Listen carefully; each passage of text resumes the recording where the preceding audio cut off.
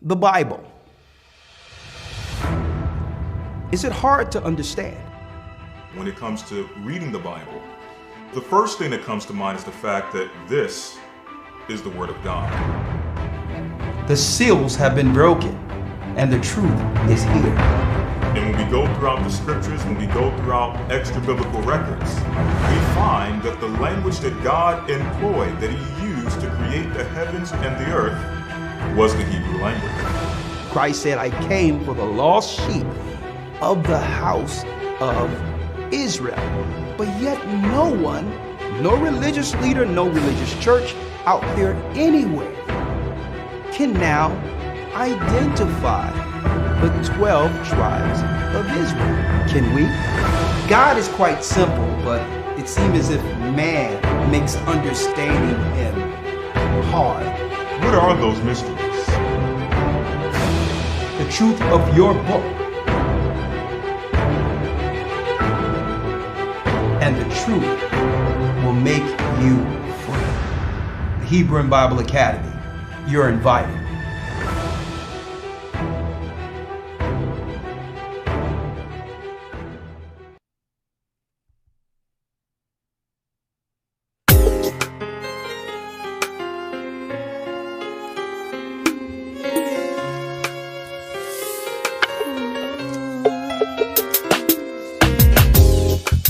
The East is where we're from. The 12 tribes of Israel. Shalom. Come on in. Hit the like button as you come in. You see the topic. 721 BC. Hit the like button. The Assyrian king, he took us down, we fell. With a great escape, we went through the Euphrates. The Lord held the water still. To a land where no mankind dwelt, we went. The 12 tribes of Israel. So we be Manasseh, the Cubans, Ephraim from Puerto Rico, Naphtali from the Isles of Hawaii. The Lord is calling back Israel. Zebulon from Panama, Gad, the North American Indians. Blessing, shalom. Our highest gathering Israel. The Arabs and Africans told us at gunpoint. Together our wives and children then sold us. In the belly of these great ships we traveled in fear. By the rivers of Babylon we found our brothers here. A high gatherers in Colombia, Reuben from Australia, Issachar, the Mexicans, Shalom. from the Pharaoh, Judah, the Negroes, Benjamin, the West Indians, Levi, the Haitians. Our highest gathering in Israel.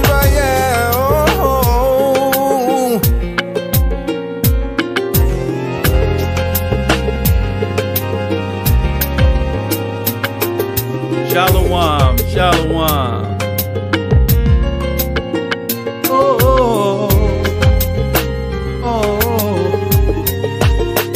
Yeah. Asher in Colombia, Reuben from Australia, Issachar, the Mexicans. That's who we be. We be Judah, the Negroes, Benjamin, the West Indians, Levi, the Haitians. Manasseh, the Cubans, Ephraim from Puerto Rico, Naphtali from the Isles of Hawaii. The Lord is calling back Israel. Zebulon from Panama, Gad, the North American Indians, Simeon, the Dominicans. Our highest gathering Israel. That's right. The Most High is gathering Israel. I'm Elder Rick Harshiar of the Gathering of Christ Church, live here with our weekly broadcast, our podcast, and of course we'll be opening the lines through Blog Talk today. You see the number 515 605-9327. I hope you all will join us. Hold on. Let me save that there. All right. That's right. Elder Ricard live here. You see the topic, you see the discussion, and we're going to be opening the lines up early for this particular discussion. And yes, you see the topic, men and women at odds. Men and women at odds is what we're going to be discussing. The dynamics of that. Who benefits from us actually not seeing eye to eye? Who loses when men and women are at odds? We're going to go into a lot of dynamics. I have numbers and a lot of different things. And above all, we have the word of the Most High. What the Most High have to say on this. Okay? Because what I'm finding is that the more we are at odds at each other, the worse things has become. On top of that, right now, in the midst of hospitals, doctors, and everything, what I'm finding is the dynamic of when a man and woman doesn't have a plan together in their home, it parlays into life or death situations when it comes to who will make the decision. When the hospital decides to separate you one from another. If it wasn't discussed beforehand, whatever areas in which we were at odds in our lives, it's going to play out in life or death situations. And I'm going to talk about that in one moment. But before I do that, we have a few announcements. First and foremost, this particular video came out December 24th, so-called Christmas Eve. And it only have about 100 and something views on it, but there was a sister who's singing on this particular song, and I thought it was sent to me. I love the song. Her name is Yapa Tafar, featuring Natazak. Okay? And the song resonated so much with me that I thought I would introduce it as one of the songs that we play on our weekly podcast. And the song is titled, Did You Know? So I'm going to play this real quick. Tell me just give me your opinion on what you think about this particular song. It's only 3 minutes. Let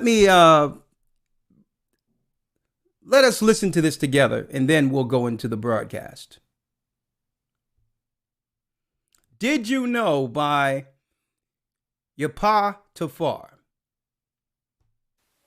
Did you know? Did you know? Did you know? Did you know? She killed this, boy. Christ in the higher was definitely in the beginning. This day made the earth, and then the Holy Spirit is up there in the spirit. She gave us wisdom, and I know you hear it. Christ was born from Mary and Joseph. It was a natural union, wasn't immaculate. It behooved him to be made like his brethren, so we can feel what we feel and have compassion. That when Christ comes down, he will rain fire on Babylon. Yeah, did you know that when Christ comes down, he will rain fire? You rain fire. On Babylon. Yeah, did you know that when Christ comes down, he will rain fire on Babylon? Did you know only a remnant will be saved in the end? That 1 in 4,000, the children that makes up Israel is blacks and Latinos, Native Americans. Well, at the sins of the seed, they say minorities. The demons came out to play, they off the leash to make sure to keep us down in the holy, so we can join them in hell for eternity. Did you know that when Christ comes down,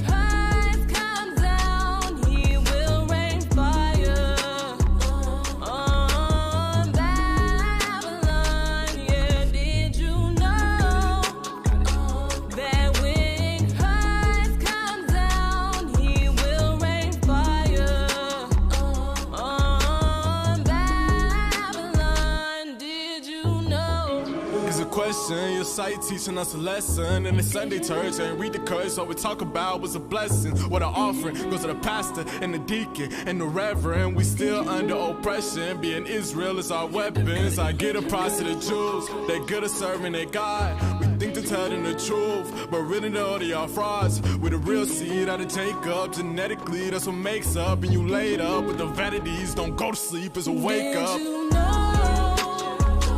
that when Christ comes down, he will rain fire on Babylon? Yeah, did you know that when Christ comes down, he will rain fire on Babylon? Did you know? Woo! Did you know? Oh yeah, oh yeah, oh yeah. Did you know? Real quick, before I go into our broadcast, because I know a lot of people going to want to chime in on this particular topic, men and women are at odds. I'm going to talk about that this evening and what it means for us. Okay, the grave place we are in as a society, as a people, because men and women cannot see eye to eye. Okay, how can two who love each other so much hate each other so much? What is this? I'm going to talk about that tonight. Men and women at odds. Now, before I go into that, let me announce, as you've seen in our introduction, that there will be a new Hebrew and Bible Academy beginning February 6th.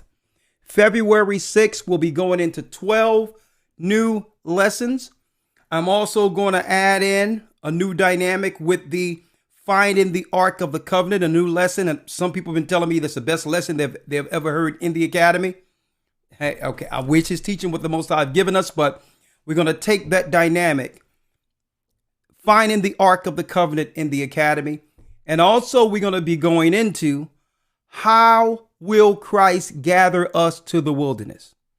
There'll be some who will be in that proximity before Christ before he comes back. And there'll be others moved according to scriptures. How that dynamic will take place will also be taught in the same lesson, Finding the Ark of the Covenant, when the Most High will move his people in a certain geography in the earth during the war. I'll be talking about that. Okay. And hey, and we're going to also deal in a dynamic in which we're going to be talking about the split between man and woman. The whole thing, Satan has made a society where a man, through programming, men have learned to hate the natural. Listen to me clearly. Men have been taught to hate the nature of women. How the Most High made them naturally. Satan did this. And women have been taught to hate what's natural in all men.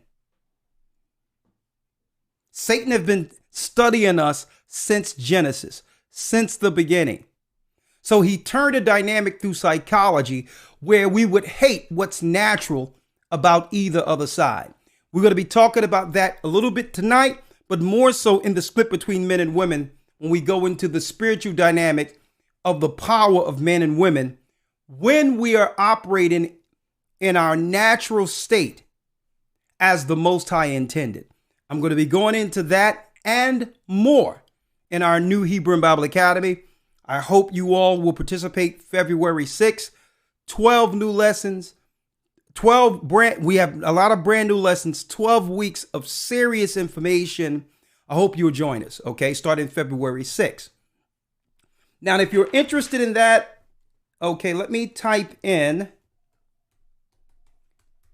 the website. historytimes.org if you're interested in becoming a part of the Hebrew and Bible Academy. It's only $150 for 3 months, but I guarantee you 12 lessons, 3 months, you'll learn more in one lesson than you've learned all your life in any religious institution or in any school. Guarantee it that you'll understand this Bible like you have never understood it before. Okay? HistoryTimes.org, February 6th. Now, okay, HistoryTimes with an S.org. Now, before I go in, right, before we go in, let me make one other announcement for our Passover that's coming. Okay, the dates and how to enroll. If you are a part of our church, then don't worry about it. That's going to be something that's going to work with locally within our churches throughout the earth, primarily within the United States. I'm excited about this particular gathering that we'll have in Pittsburgh, Pennsylvania this year for our Passover. I need you all to check out the room in Pittsburgh. The biggest room. I mean, the acoustics are right. We're going to have our band there. Man, that drummer from DC or from the VA area, I need you to come down because we about to do some serious old school type music live. And I'm going to have the band that will be here a part of this project that we're going to roll out with myself in the band. But that's the room we'll be having the Passover at in Pittsburgh, Pennsylvania this coming Passover. Man, will this Passover be awesome. And, you know, and after a time in which we had to do it under a tent, certain COVID rules and all this other crap they've always pushed through this campaign, finally we get a chance to come together under a royal roof, under a royal roof with our brothers and sisters, you know, and I can't wait to see the all white in this room this coming Passover. It's going to be grand. Oh yeah, oh yeah, oh yeah, oh yeah.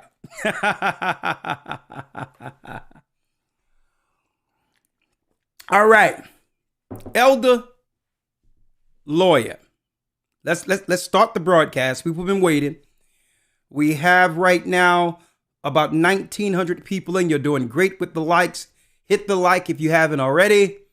Let's bring in Elder Lawyer. How you doing, Elder Lawyer? No, we're going to bring him in later. Hold up. Wait, where Elder Lawyer? Hold on. Let me bring in Elder Lawyer here. One moment. Did you know?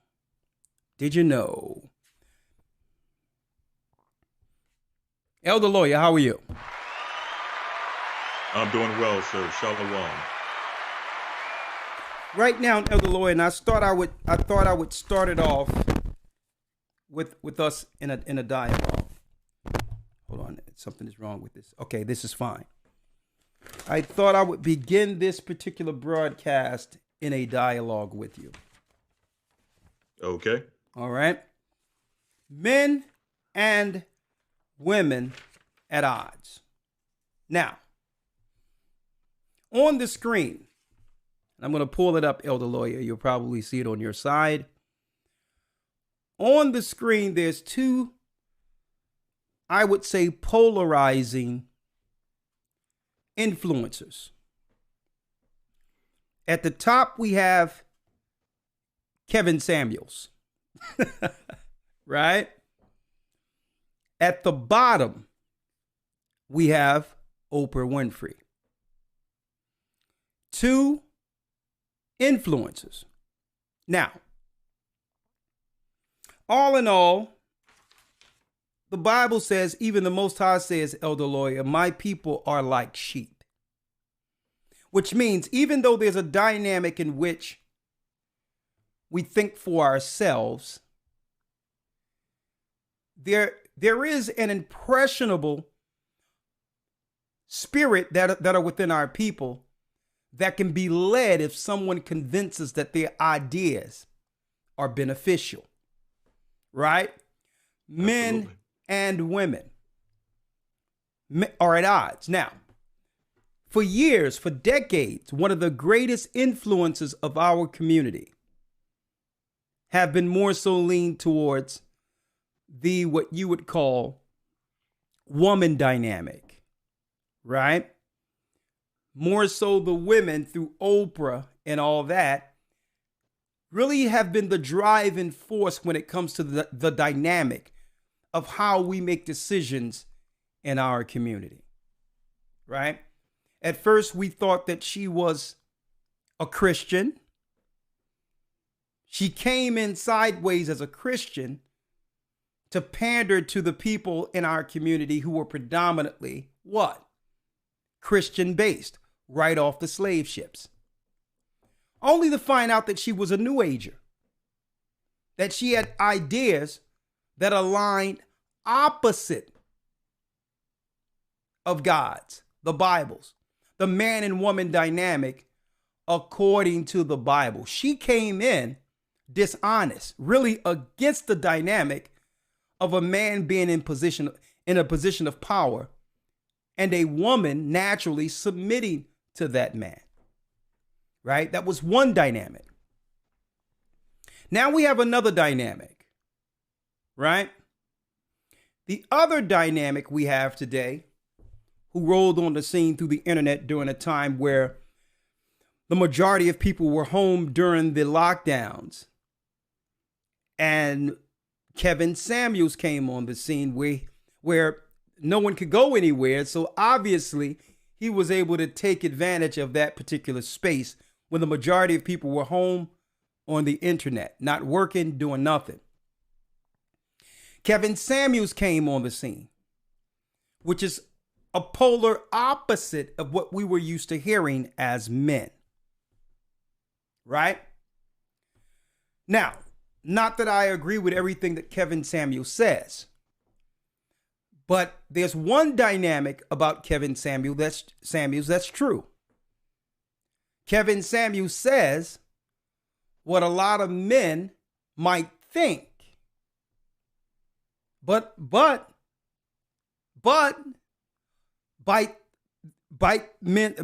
our tongues, knowing that it may lead to conflict. Right? Now, I'm a firm believer that just because you think it, you shouldn't say it. But he does say a lot of things that men have always thought.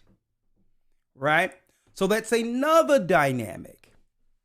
And because the people are walking, have strong wills of their own, but still are like sheep, without a balanced, I would say, understanding of it all, which is the dynamic of man and woman according to the Most High. Either side without balance can lead to some level of toxicity and division. Outright. It could lead to some level of toxicity and division if it isn't balanced with the word of God. Now, I'm going to talk about this tonight. Right? Let's talk about this. So, Elder Lawyer, in a dialogue, Yes, sir. I wrote a few things down. The devil is a liar, right? There was a place for Oprah Winfrey, Elder Lawyer, because somehow we as a society was able to buy into a notion that at some time in the past, in the way distant past, biblical days up until our modern times, we were told that there was a time in which women were oppressed. So I'm going to deal with the Oprah dynamic first. The Oprah dynamic first. And then I started to look back in time, history, even through the Bible's history. And brothers and sisters, that's a bold-faced lie. The devil is a liar. There was no time in history, Elder Lawyer, where women were oppressed by men. That was something totally made up. There was no dynamic. And we're going to go through a few scriptures to prove that lie. To disprove that lie that have been pushed in the minds of people through feminism and using Oprah as a mammy. Then I'm going to lean towards, we're going to deal with the Kevin Samuel dynamic afterward. But all in all, there was no time in history where women were ever oppressed by men. That's a lie. That's a lie. And how they were able to sell that to our people is even more insane. It's even more off the rails. Because as far as I knew, there were black men and black women serving in captivity together in America and in the Western world. And if any privilege was given even in captivity, it was more so leaned towards the women being able to go into the house, the women able to have their privileges while men worked the field. And I'm talking about the color dynamic of us coming over in slavery according to Deuteronomy 28. There was never a time where we as black men oppressed black women. There was never a time where women were oppressed in any civilization. It's all a lie. So we have to take that dynamic away first. Why? Because that's the lie. Makes it where government have to come in and do what? Bring some level of balance, fairness, equity, right? So we have to take that lie away first, that that a balance was needed because women were oppressed in the past. That's a lie. Now, anything you have to say on that, Elder Lawyer, first and foremost, and then I'll go into proving that there was never a time in which women were oppressed through a society by men. Well, I would like to say this. We have to ask the question, first and foremost, who convinced the woman that she was being oppressed? Just using the biblical foundation and coming from a biblical standpoint, we have to ask ourselves who convinced the woman that her biggest issue was oppression by way of a man. And we have to ask the question, what is meant by oppression? And I'm pretty sure you'll present those scriptures and present those ideas as we go forward. But those are questions I would like to actually put forward in addition to what you've presented thus far. Okay, well, whatever you got, let's bring it. Number one, from the beginning, man and woman were both given dominion. Adam as the image of God and woman, Elder Lawyer, as the helpmeet, like a king and queen over an empire, to help meet the what? The duties administered to the man by God. Right? Rulership was given to them both. Men in position as king, dominion, and woman as a queen to assist that particular man. Okay, that was the original dynamic that has never changed, which is really the creation of what they call today in social circles, brothers and sisters, the nuclear family. Right? Eve didn't loathe the role of submission and being a helpmeet to Adam. She didn't see that as her being less than. Okay? So this social construct led through what? Economics created this dynamic to make a woman believe that she has a lesser dynamic or position of subservience or oppression when it comes to her position with men. Right? Now let's go through it real quick to prove to you, right? To prove to you that women were never oppressed, even in the Bible. Eve took on the what? The fruit of good and evil. She had the power to do it, the choice to do it, and gave it to Adam. Now, this is not to blame, but that don't sound like a person that's being oppressed and tied down in the garden and forced to do something against her will. That doesn't sound. The first woman had a choice outside of her husband. Right? That don't sound like someone that was tied to a tree somewhere and saying, woman, make me some grits.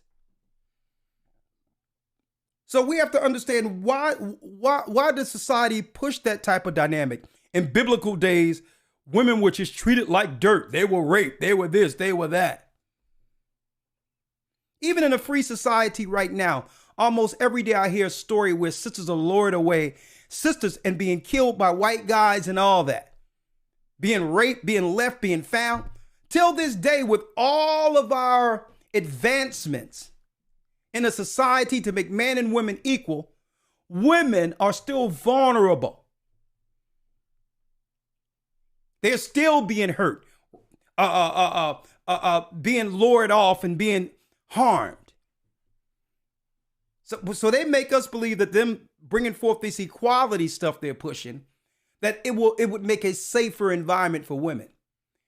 No, not at all. A matter of fact, at the end of this, we're going to find that it's quite the opposite. Because of this society, our sisters out here are left more vulnerable. Now, Elder Lawyer, let's go to a virtuous woman real quick, and let's see in biblical days whether or not, in biblical times, the society was set to oppress women. Now, and here's a dynamic that the power structure has always understood. That outside of men being the providers, the go-getters, and setting the house, protecting the house, warring to set a defense for the home. Throughout all of society, women throughout all of society usually runs the house. When it comes to the day-to-day task and keeping the house going, men don't even like that dynamic. Women have always ran things in a home. And I'm talking about going from now, since slavery, biblical days, women have always had the power to run the house. There was never a struggle between the man and woman when it comes to the dynamics of men bringing everything home and having women run it. Little has changed. Outside of them convincing us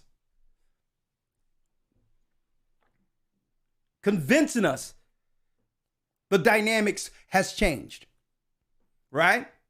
Let's go to Proverbs real quick, Elder Lawyer. Yes, sir. Proverbs 31, verse number 10. Come on.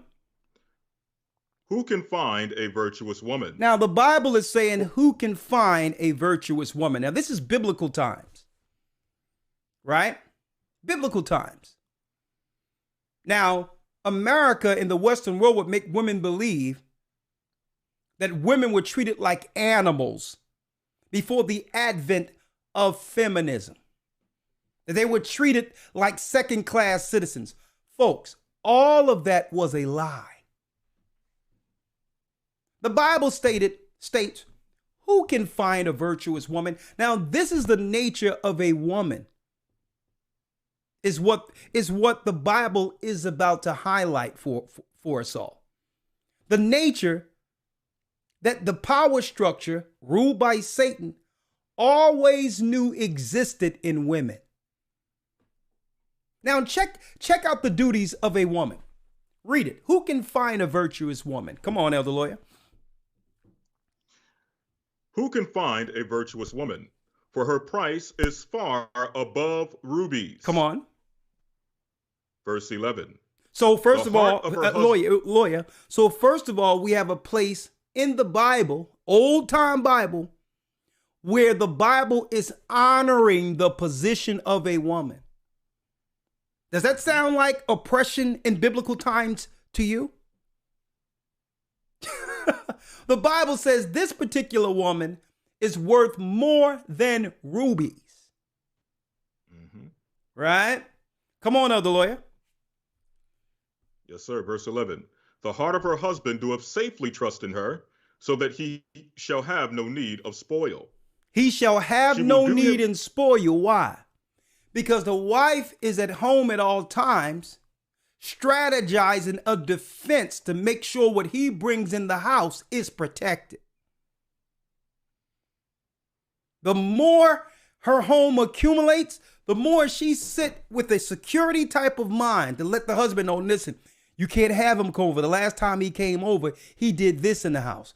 You can't have this person come into the house because this guy is looking to take what you brought us. And it's the woman was the original security system in old times. So the husband trusted in her to give her so that he can get the information to secure his home.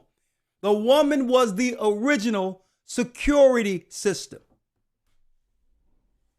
So he trusted her. He'll go out to war. He'll go and, sell a plot or sell land and come back and bring it back to her. Then he'll discuss who came over, what's going on. And she's given all the tapes on how to secure things going forward for her husband. That sounds like an oppressed person to you? That sounds like a defense that Satan has been trying to take away from the man. Right? Come on. Verse 12. She will do him good and not evil all the days of her life. She will do him good and not evil all the days of her life. Now, Satan would hate a woman like this. He's not perfect. He may be looking at other people. Or did he cheat? All these dynamics are put out there through the media to have you look at a man outside of him being the image of God. No one's perfect. Men aren't perfect. Women aren't perfect. Right? But we're living in a society in which it's okay to tear down and say negative things about men. But if men are torn down, where's the defense for women? See, I'm going to deal with it from a biblical perspective this evening, so that there's a balance when we hear this feminist stuff out there, or chime in on what Kevin Samuels is even talking about. Right? Come on, let's go. Yes, sir. 13. She seeketh wool and flax and worketh willingly with her hand. And check this out, Elder Lawyer. Everybody talk about he cheat or man cheat, this, that, and the other. Then the question is, okay, that's a man, right? He's wrong for what he's doing. But how many men could cheat if there weren't women willing to cheat with him? Right.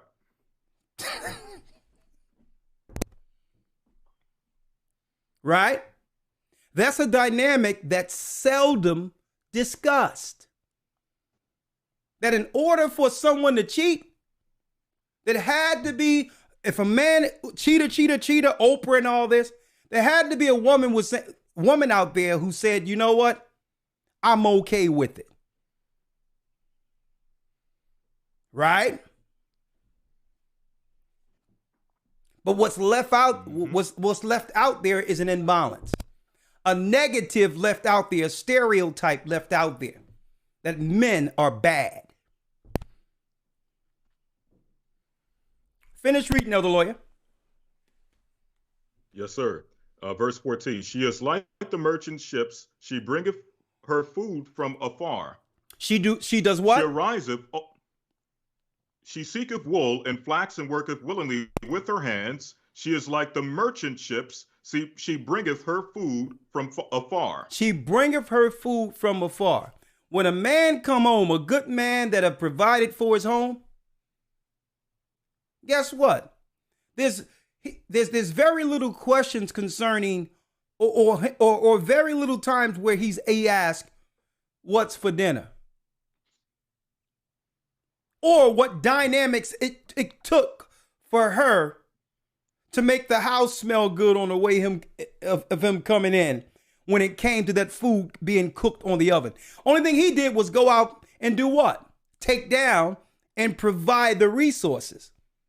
But the last thing a man is thinking about with a good woman is whether or not there's a good home cooked meal waiting. Right?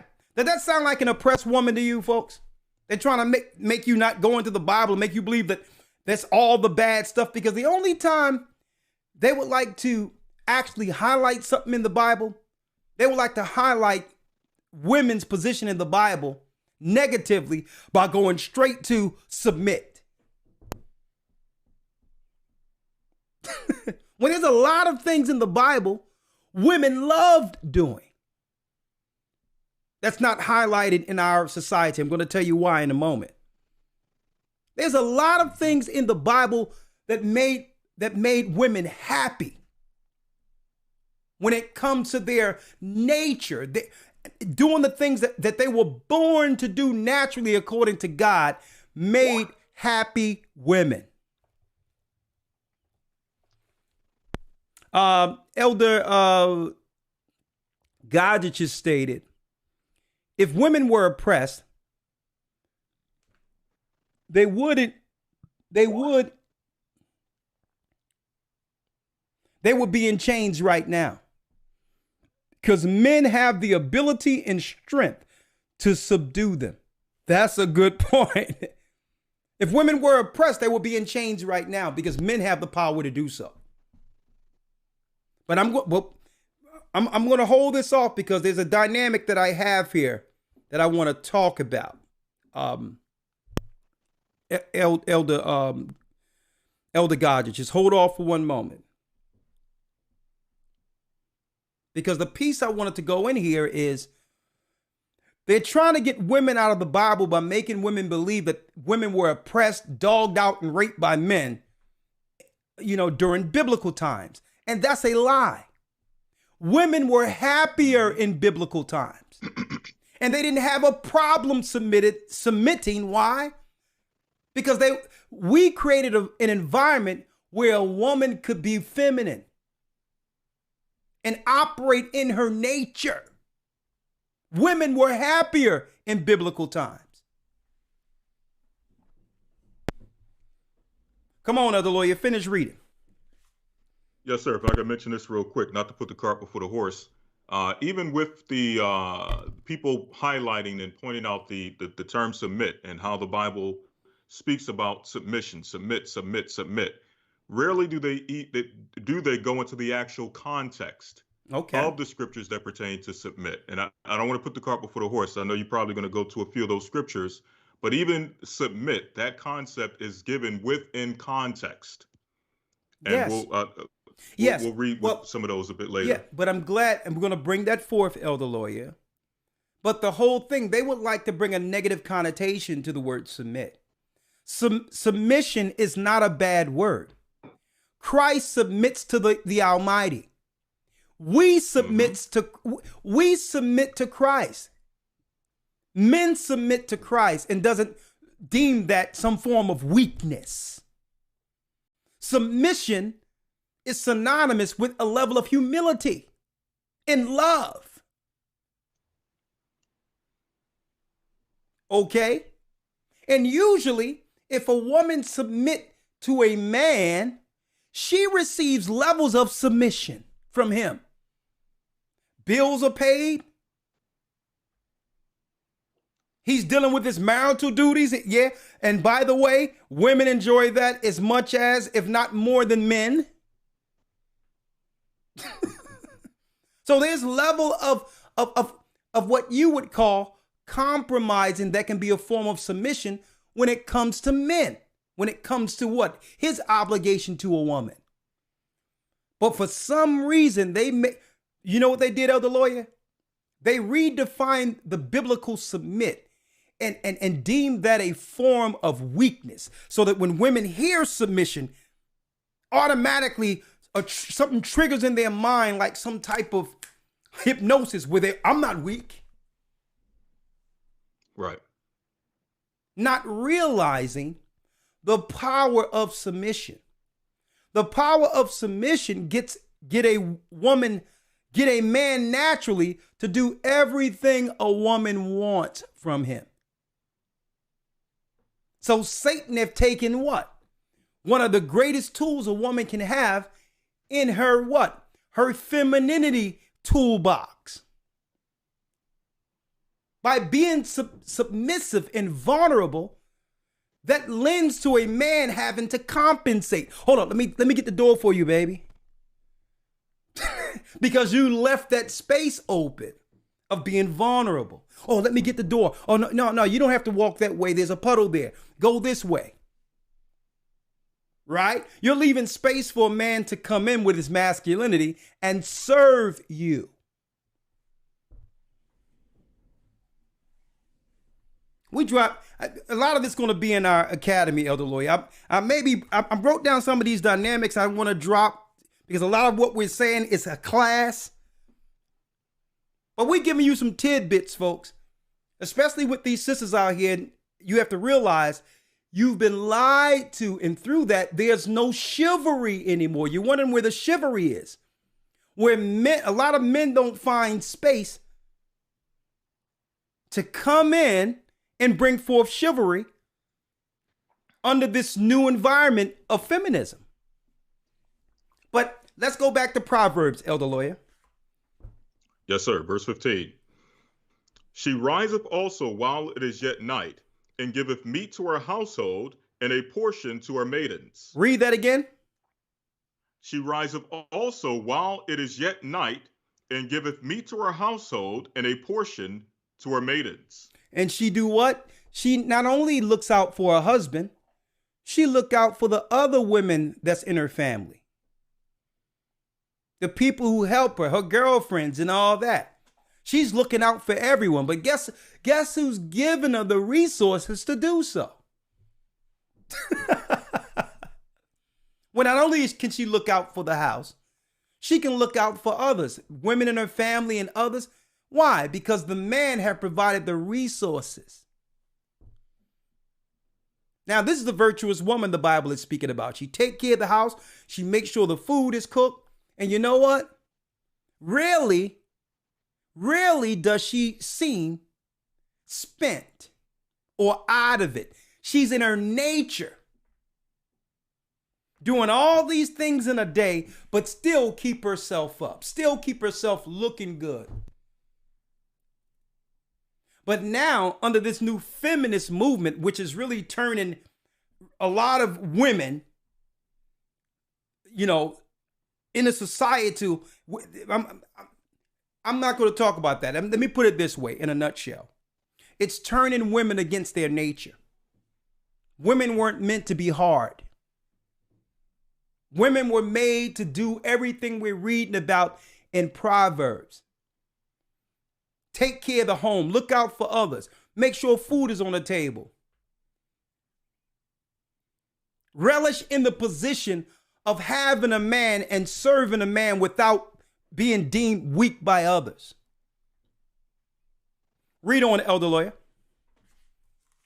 Yes, sir. Verse 16. She considereth a field and buyeth it. So he trusts her to even look into real estate. She's looking at a real estate plot, and he trusts her. Well, what do you think about it? And she says, well, this, that, and the other. And, he trusts her to a degree. He'll say, go pull the trigger. That's good. We need that. Read on. She considereth a field and buyeth it.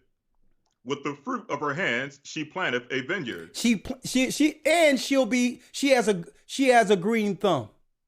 She's still out there cutting the roses, making sure the thorns are off of it, picking tomatoes and planting onions, a vineyard. Now I'm going to show you the value and how we know the devil even understands the value that's in women who can do all these things. They set up a society, Elder Lawyer, in which, and this is true, they structured a society based on this, on what women do naturally. Women are workers. 73% of all spending decisions, I've looked this up, in a home is done by who? Elder Lawyer. 73% of all spending decisions are made by women. Now, when we read the book of Proverbs, it makes common sense that they would know that, because she's buying the field while he's out making the money. She's the decider on how the money's spent long term in respect of that man's legacy. Right? Right. Because really, it's what he wants. She's been around him long enough. She talked with him. They have planned out their lives and the future of their children.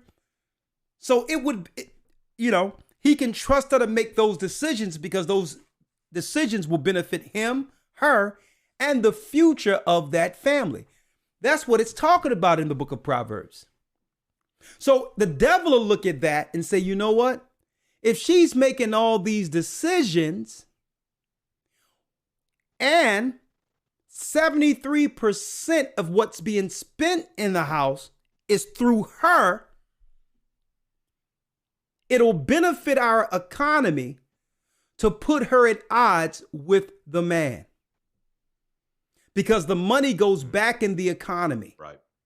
The money goes back in our economy, and there's no future for the children. If she's making 75% when you round it off of the decisions when it comes to every dollar spent in a home, women are making what? 73 cents of that dollar is her decision on how that dollar is being spent. The man can make the money, but at the end of it, he trusts his woman to spend it. Right? So if Satan can come in and turn her at odds with him, right? Now the money goes into the economy, and there's no money for legacy for that particular family. So then so when men try to fight back and say, hold up, I don't want to deal with this, they was like, no, you are indebted now. And they will make sure, even in divorce, courts, or whatever, that the majority of that money is given to her, because she's going to put the money back into the economy. So this was a business move, having men and women at odds. It was a business move. Right. Right? Anything you want to say on that, Elder Lawyer? No, sir. No, sir. I mean, it's hitting the nail on the head perfectly. Okay. Let's finish reading. Verse 17. She girdeth her loins with strength, and strengtheneth her arms. She perceiveth that her merchandise is good, her candle goeth not out by night. She layeth her hand to the spindle, and her hands hold the distaff.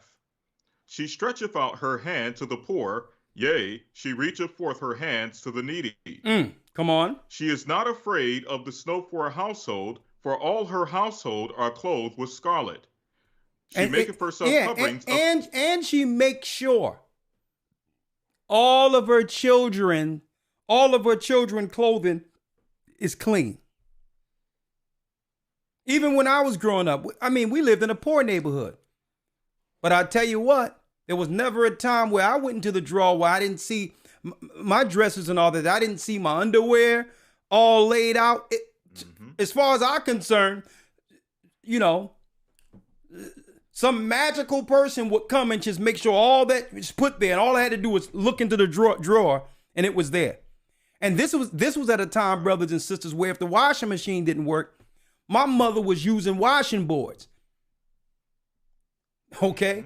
But when I came home and looked to change up real quick and take a shower, everything was folded neat. My underwear was in the same place. My socks were in the same place. And it was 5 of us.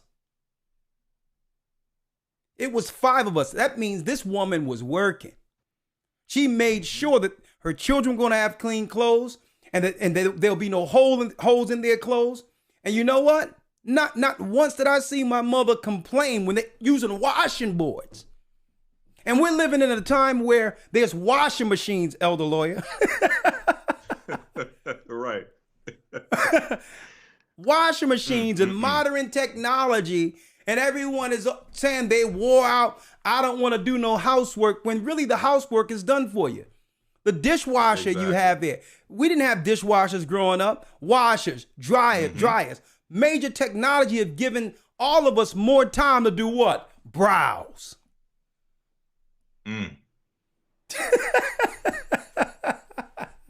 Right? When I'm reading these scriptures, it doesn't sound like an oppressed woman in the Bible to me. This is a happy woman, because everything she's doing is to highlight her position in her nature as God intended. This sounds like a happy woman to me.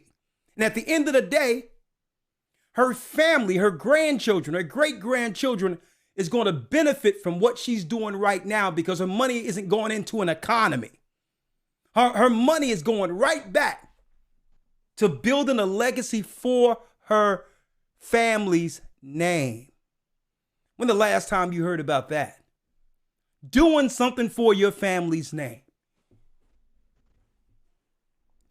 Elder Lawyer, I can't wait till we go into this in the academy. I'm doing it second week.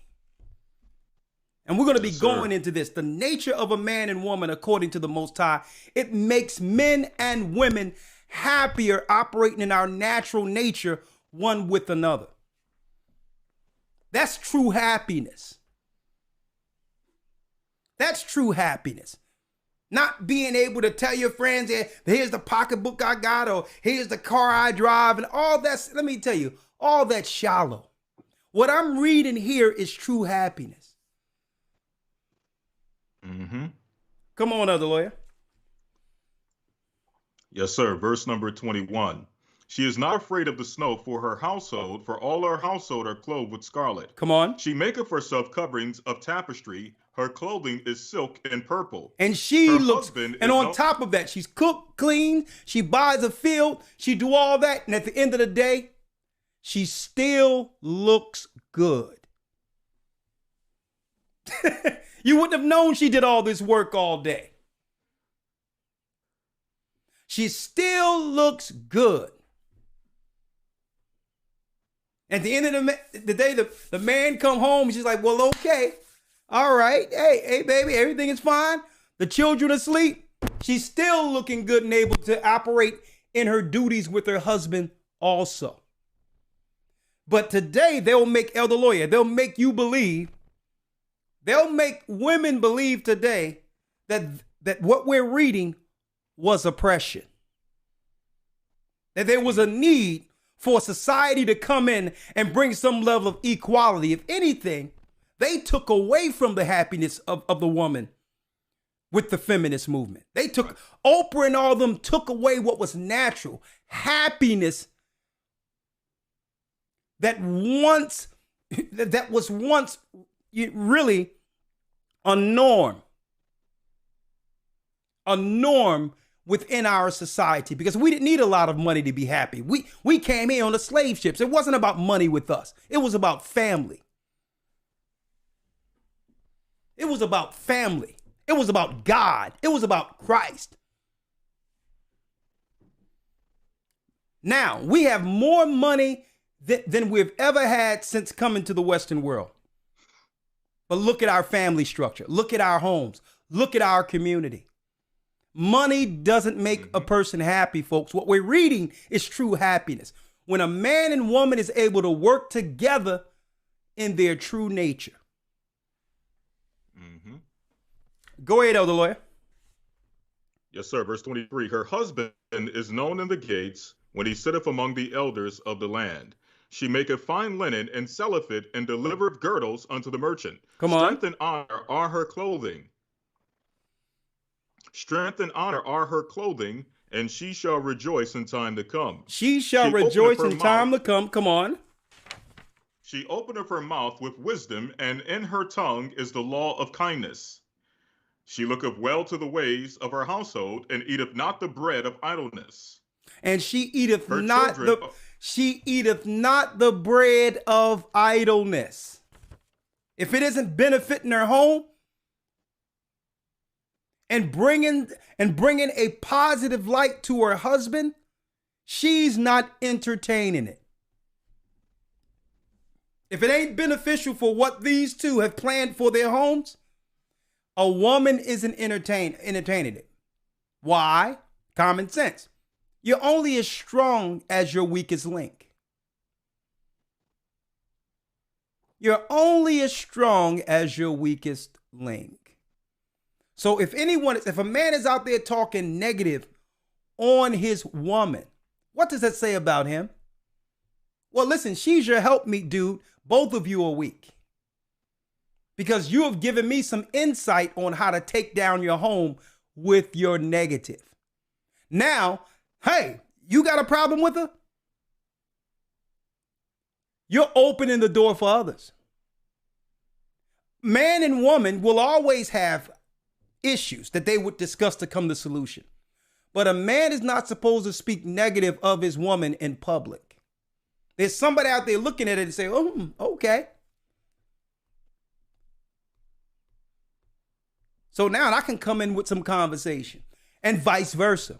A woman isn't supposed to value the conversation and validation of her girlfriends, friends, or sisters, or even her mother over her husband.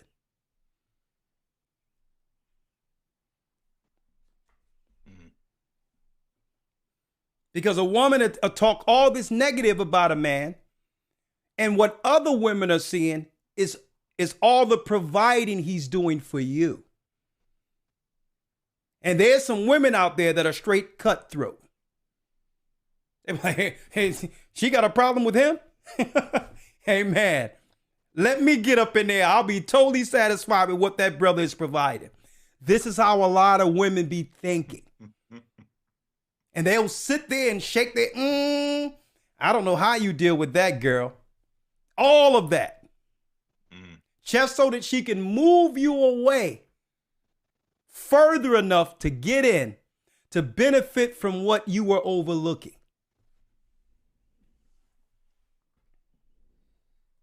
We're just going to tell you the truth tonight. Read that last piece again, Elder Lawyer.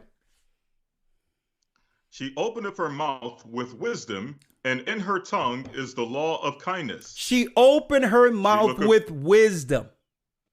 And in her mouth is the law of kindness. She's considerate, not just to her husband and how he's looked upon and the house is looked upon. She's considerate with others she's corresponding with. She's considerate of other people's feelings. Come on, Elder Lawyer.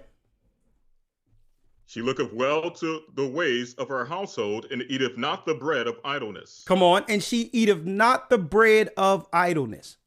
She doesn't allow negative conversation to come in to disturb what her and her man got going. Okay? No. She's not going to let a single woman come in to give an opinion on her home. Not to disrespect a single woman, but a single woman is in a position of learning when she's speaking to a married woman. She's not in a position of influence. Right. See? She's in a position to learn how to get a husband, not to influence that married woman how to be single.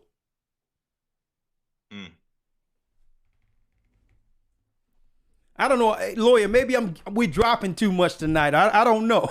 Yes, sir. Yes, sir. I'm chopping at the bit, but oh, okay. I know you got quite a few things to run through. So, well, once we get through that, I'm gonna give you the floor, and you can flow with. A matter of fact, you chop it at the bit. What you got so far? Come on, let's go. No, let it flow. I don't want to. I don't like to get into the cut off the spirit of what's coming out. So, okay. I'd rather you finish. All right. Okay. Let's go. All right. Reading on, verse 28. Her children arise up and call her blessed, her husband also, and he prays of her. So that means what? The children call her blessed. Which means if her children are in school and the teachers, these teachers, a lot of them are rogue Satanists, teaching the children that they have more sense or are more intelligent than their parents. But these children call their mother blessed. That means if something is being taught in that school that's against that house, those children will immediately defend their home. And when they get home, tell their mother and father that there's some evil going on over in there. That there's wickedness in that teacher. There's wickedness in that institution. Because they call their mother or their household blessed. How dare you speak something against what? The legacy that have been established through my father and mother. Not just the legacy, the honor, the respect, the love they have for God is defended in your absence by your children. And see, and that's the benefit of of being on one accord and not at odds one with another. Because when you are at odds at one another, the children take sides for their own benefit and they'll run either of you rabbit. Mm-hmm. But when a husband and wife are on one accord, no one can take advantage of that. The children can't. And on the other hand, they defend the home in your absence. That's the benefit. Of course, men and women are going to have disagreements. But at the end of the day, they have to be in order, on one accord with the Almighty. At the end of the day, that must be the foundation of every relationship. That cannot waver or be moved by outside influences. Okay? And I'm saying that because why? Earlier, Elder Lawyer, I showed a picture of who? Oprah and Kevin Samuels. These are influencers, right? Mm-hmm. Now, to some degree, empowering women who may have been abused and all that, I can see where women in the past could find value in some of the things that Oprah was talking about because she was abused and it was able to overcome that and what? Become successful. I can see how someone could use that, at least that piece of her influence to get over hard times. I can see that. Right? But at the end of the day, if you have a strong foundation with the Most High, we can do what? We can chew the meat and spit out the bones without these influences affecting our household negatively. I can see where a man who doesn't have the age of Kevin Samuels can listen to Kevin Samuels and mess everything up for himself. I can see that. Mm-hmm. I can see a young man looking at Kevin Samuels without the wisdom of God and totally ruin a good relationship with a young woman. I can see that.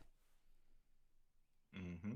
So at the end of the day, we have to have a foundation so that when we see these influences, we eat the meat and spit out the bones. We take the good stuff that lies, that align with our values according to the Most High, and throw the rest out. Right? All right, let's finish that up, Elder Lawyer. Yes, sir. Verse number 29. Many daughters have done virtuously, but thou excellest them all. Many daughters Favor is deceitful. Many daughters have done virtuously, but what? But thou excellest them all. But thou excelleth them all. This woman we're reading about here excel all women on earth.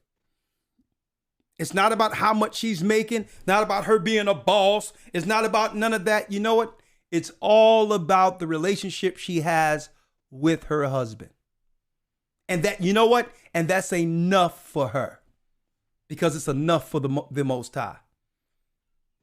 A woman who thinks like we're reading right here in Proverbs, this is a woman who with her husband build legacy.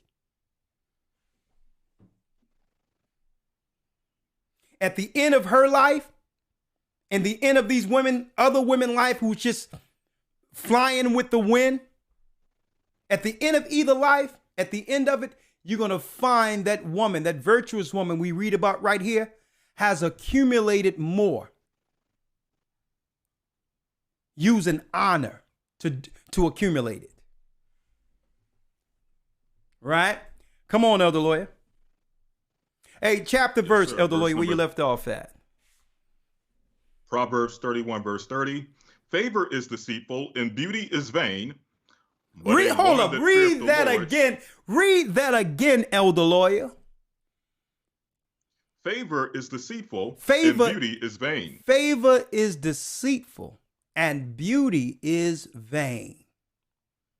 Everyone out there is trying to chase that dial type look, not realizing that's not what a man wants. With the eyelashes, the hair, the makeup, it's okay to look at. But at the end of the day, men of value seeks out what? You got it, folks. Simplicity. Humility. Mhm. It'd be the woman who just have regular old hair where she didn't even try to do anything to her hair. Femininity. Shamefacedness. Not all up in people's face. When you see her, she looks away. You can see the innocence in her. That's what men are really looking for. They're not looking for beauty is vain. Because eventually it goes away. And once it's gone, what's left? See, a man can look beyond just the outward appearance. He'll deal with the beauty and the vanity to just for carnal pleasure. But that's not a person he's looking to build a legacy for his children with. That's vain. Because usually beauty has a window. A window opens and everyone is looking, oh my God, beauty. And then at a certain time, when the clock strikes 12, you know what happens? The beauty window closes. Mm-hmm. And then what you got? Well, the virtuous woman has everything. Because her beauty isn't just the work she put on the outside of herself. See? Come on, Elder Lloyd. Favor is deceitful and beauty is vain, but a woman that feareth the Lord, she shall be praised. But a woman that fear the Most High above all. And that's a key thing. And Elder Lawyer, that goes back to that submission piece. A woman that fear the Most High has favor above all. Because she walk in the earth with an air of what? Respect, knowing that God is watching her. God is looking down on her. God has favor in her. And that submission in of itself makes a woman automatically, she doesn't find it hard to submit to a man. Because she understands that the God she submit to finds favor in her submitting to him. Now, there's some other things I'm going to go through with Elder Lawyer. I want to give it to you now because you said you had a few things you wanted to discuss out of what we've just talked about. Yes, sir. And just coming off the back of what we just read in Proverbs 31, verse 30. And there's one more verse I'll read before going into anything that you can break down. But in that last verse we just read, notice it stated that a woman that feareth the Lord shall be praised. It didn't say she shall be abused. It didn't say she shall be oppressed. It says she shall be praised. Going back to the statement you were making earlier, when you were mentioning, Elder, that the scriptures don't support this idea of women being oppressed, women being abused, women being mistreated, so on and so forth. Even though historically, there have been times in history where women have been abused, women have been mistreated. But here's the thing. Let me go here real quick to the book of Psalms. Let me make it clear, though. Chapter. This is what we have to realize. Women are being abused and mistreated now. Right. Right? Well, so what I'm saying is nothing has ever changed. Feminism didn't stop the abuse when it comes. An abusive person is going to abuse people regardless of the time. Exactly. Okay, but go on. I'm sorry. Exactly. Absolutely. And there's two scriptures I want to read on that because we have to realize when you see abuse and mistreatment, and let's make this clear as well. I want to make this very clear that abuse and mistreatment is not exclusive to man abusing or mistreating women. That also takes place, even though it's rare, it's not as often, but you also have women who mistreat men. That's not a trait that's exclusive to men. And I'm going to show you, according to scripture, that a lot of the things that through feminism they have taught are exclusive traits of men mistreating and abusing women. You're going to find out that it's universal. Both men and women are capable of abuse and mistreating one another. This is not an exclusive thing as has been taught through feminism. But I want to read this real quick in Psalms chapter 82, where it says, verse number 5, they know not, neither will they understand. They walk on in darkness. All the foundations of the earth are out of course. So, of course, you're going to see situations where people are going to operate outside of the normal order that was set by the Most High. It's not like, what's the best way to explain this?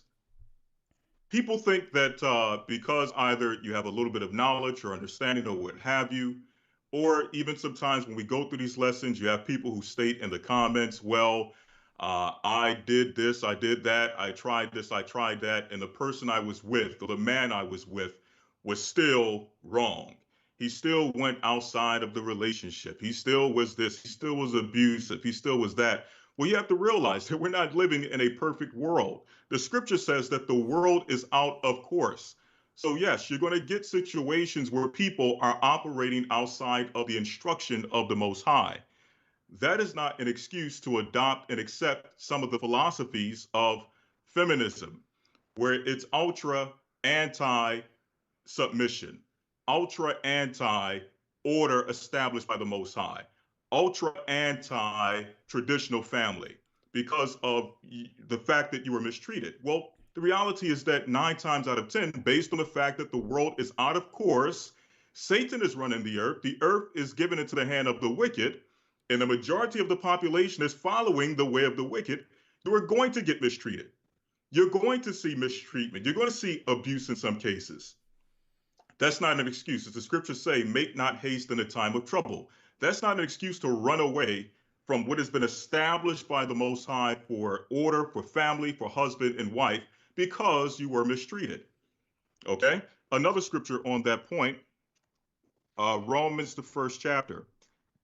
Romans 1, And I'll wait. I'm not sure if you're touching on the Kevin Samuels aspect as of yet, so I'll wait for that until you go into that. No, But go ahead. No, go ahead. If there's a point, make it. yes, sir. So it says here in the book of Romans 1, and let me see here, verse number 20. For the invisible things of him from the creation of the world are clearly seen, being understood by the things that are made, even his eternal power in Godhead, so that they are without excuse. So the reality is that we all have the example of Scripture. We all have the example of the Bible. We have no excuse why we operate out of course, okay? But the Scripture is going to explain why you're going to see situations where people are operating out of course, why people are going outside their relationship, infidelity, abuse, so on and so forth.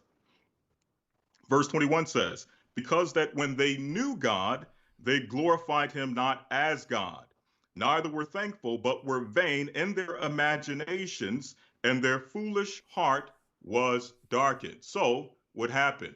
Mankind began to depart from God. Mankind, as it says here in verse 22, began to profess themselves to be wise. They became fools.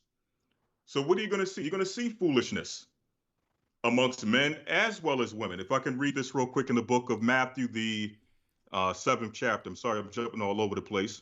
But I want to really stress this point because there's a lot of lies that have been spread through the concept of feminism that makes it exclusively a men's problem. And then on the other hand, you have those who try to make it exclusively a woman's problem, when it's both are broken, as we're going to see according to the scripture. Matthew 7, in fact, Matthew 15, Salakia. Matthew 15, and check this out. These are all things that are not exclusive to simply men or women. Both men and women can exhibit these traits. It says here, Matthew 15, verse number, 19. For out of the heart proceed evil thoughts. Both men and women are capable of evil thoughts. Murders. Both men and women are capable of murder. Adulteries. Both men and women are capable of adulteries. This is not something that is exclusive simply to men, as has been taught through feminism. It says here, fornications. This is not exclusive to men. Both men and women can commit these particular acts. Thefts, false witness, lying. This is not exclusive to men. Women lie as well. Blasphemies. These are the things which defile a man. And again, it's not exclusive, even though it says man, it's speaking about mankind in general, meaning man as well as woman. Answering the question, who convinced women that they were oppressed? The book of Genesis, the 3rd chapter, says the following. Verse number 4 says, and the serpent said unto the woman, ye shall not surely die. For God doeth know that in the day ye eat thereof, then your eyes shall be opened, and ye shall be as gods, knowing good and evil. So it was the serpent in the beginning who convinced the woman that she was being oppressed, that something was being withheld from her. She was either being abused or mistreated because there was knowledge and understanding that was not made known unto her. It's the serpent that convinces you that you are oppressed and that you're lacking something, that your man is hiding something from you, that the God that your man serves is hiding something from you. This is where these ideas come from. One last scripture, and I'll hold off on the other point because I don't want to keep going on and on. So I'll hold off on the other points. But just reading this one last thing, I'm gonna have to look this one up. When it comes to the feminists and those who convince you that they are coming to liberate you, okay? How does that scripture go in Peter's? I believe it's in Peter's, where Peter says, they promise you liberty, they promise you freedom, but they themselves are servants of sin. Let me get it. How does that scripture go? Let me see here. Here it is, 2 Peter 2:19. Where it says, while they promise them liberty, and that's what feminism promised to women, they promised them liberalism, promised them freedom. Here's the catch. They themselves, meaning the feminists themselves, who are promising you liberty, promising you freedom, right? They themselves are servants of corruption. I challenge you to go back and look at the lives of the women who are the quote unquote pioneers of feminism and see how their lives turned out. See if you don't find drug addiction amongst the pioneers of feminism. See if you don't find people being captivated and being bound by the spirit of LGBTQ, or whatever you want to call it, homosexual and lesbianism amongst the LGBT. See if you don't find people who die crazy, mad out of their mind, psychotic. Here it is, they're promising you freedom, promising you liberty, but they themselves are servants of corruption. They themselves are bound and chains to sins and lust and things of that nature, while they're trying to promise you some type of freedom from your man, some type of freedom from your duties as a wife, some type of freedom from your family. And with that, I yield. I don't want to keep rambling on, but I'll come back later when you start to touch on the Kevin Samuel aspect of things. Okay, well, I'm segueing right in about right now, Elder Lawyer, because it comes down to this. Any talking point that would state that would convince someone to believe I don't need who was made for me. That whole idea is psychotic. That someone can take on an idea to say, I don't need a woman or I don't need a man.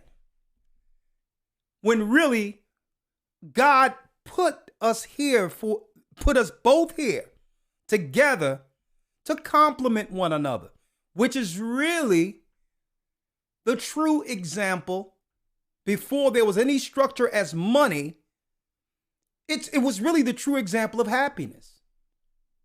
Family. So anytime I don't need a man, I got my own, or I don't need, that's a demon talking.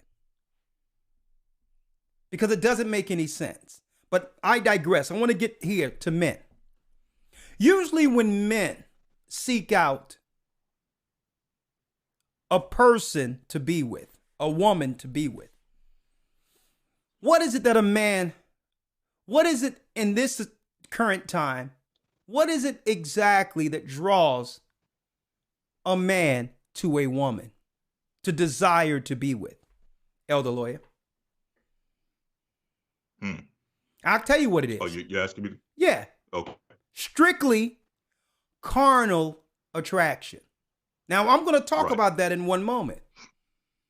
Because the men of the Bible were different than that. You don't look to plan your life with a woman based on how her backside is shaped.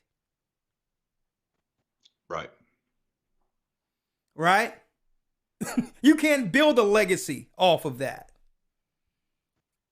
But men have been dumbed down to such a degree. And this is what I'm saying. I'm talking about men and women being at odds. Men have relegated themselves when it comes to requirements, to the shape, strictly to how a woman's bottom is shaped. And she don't have to have anything upstairs. She doesn't have to have any value, any spirituality. Legacy has moved so far from her to the degree where a lot of women believe the only thing they have to do is be shaped a certain type of way, and that's their ticket in life. And you know why? Because of men standards that have been lowered to the shape of a behind. And the Bible speaks of this. The Bible talks about this. Men have relegated themselves to believe that they should plan their whole life with what at one point was the standard of harlot. So we talk about the legacy woman, the virtuous woman.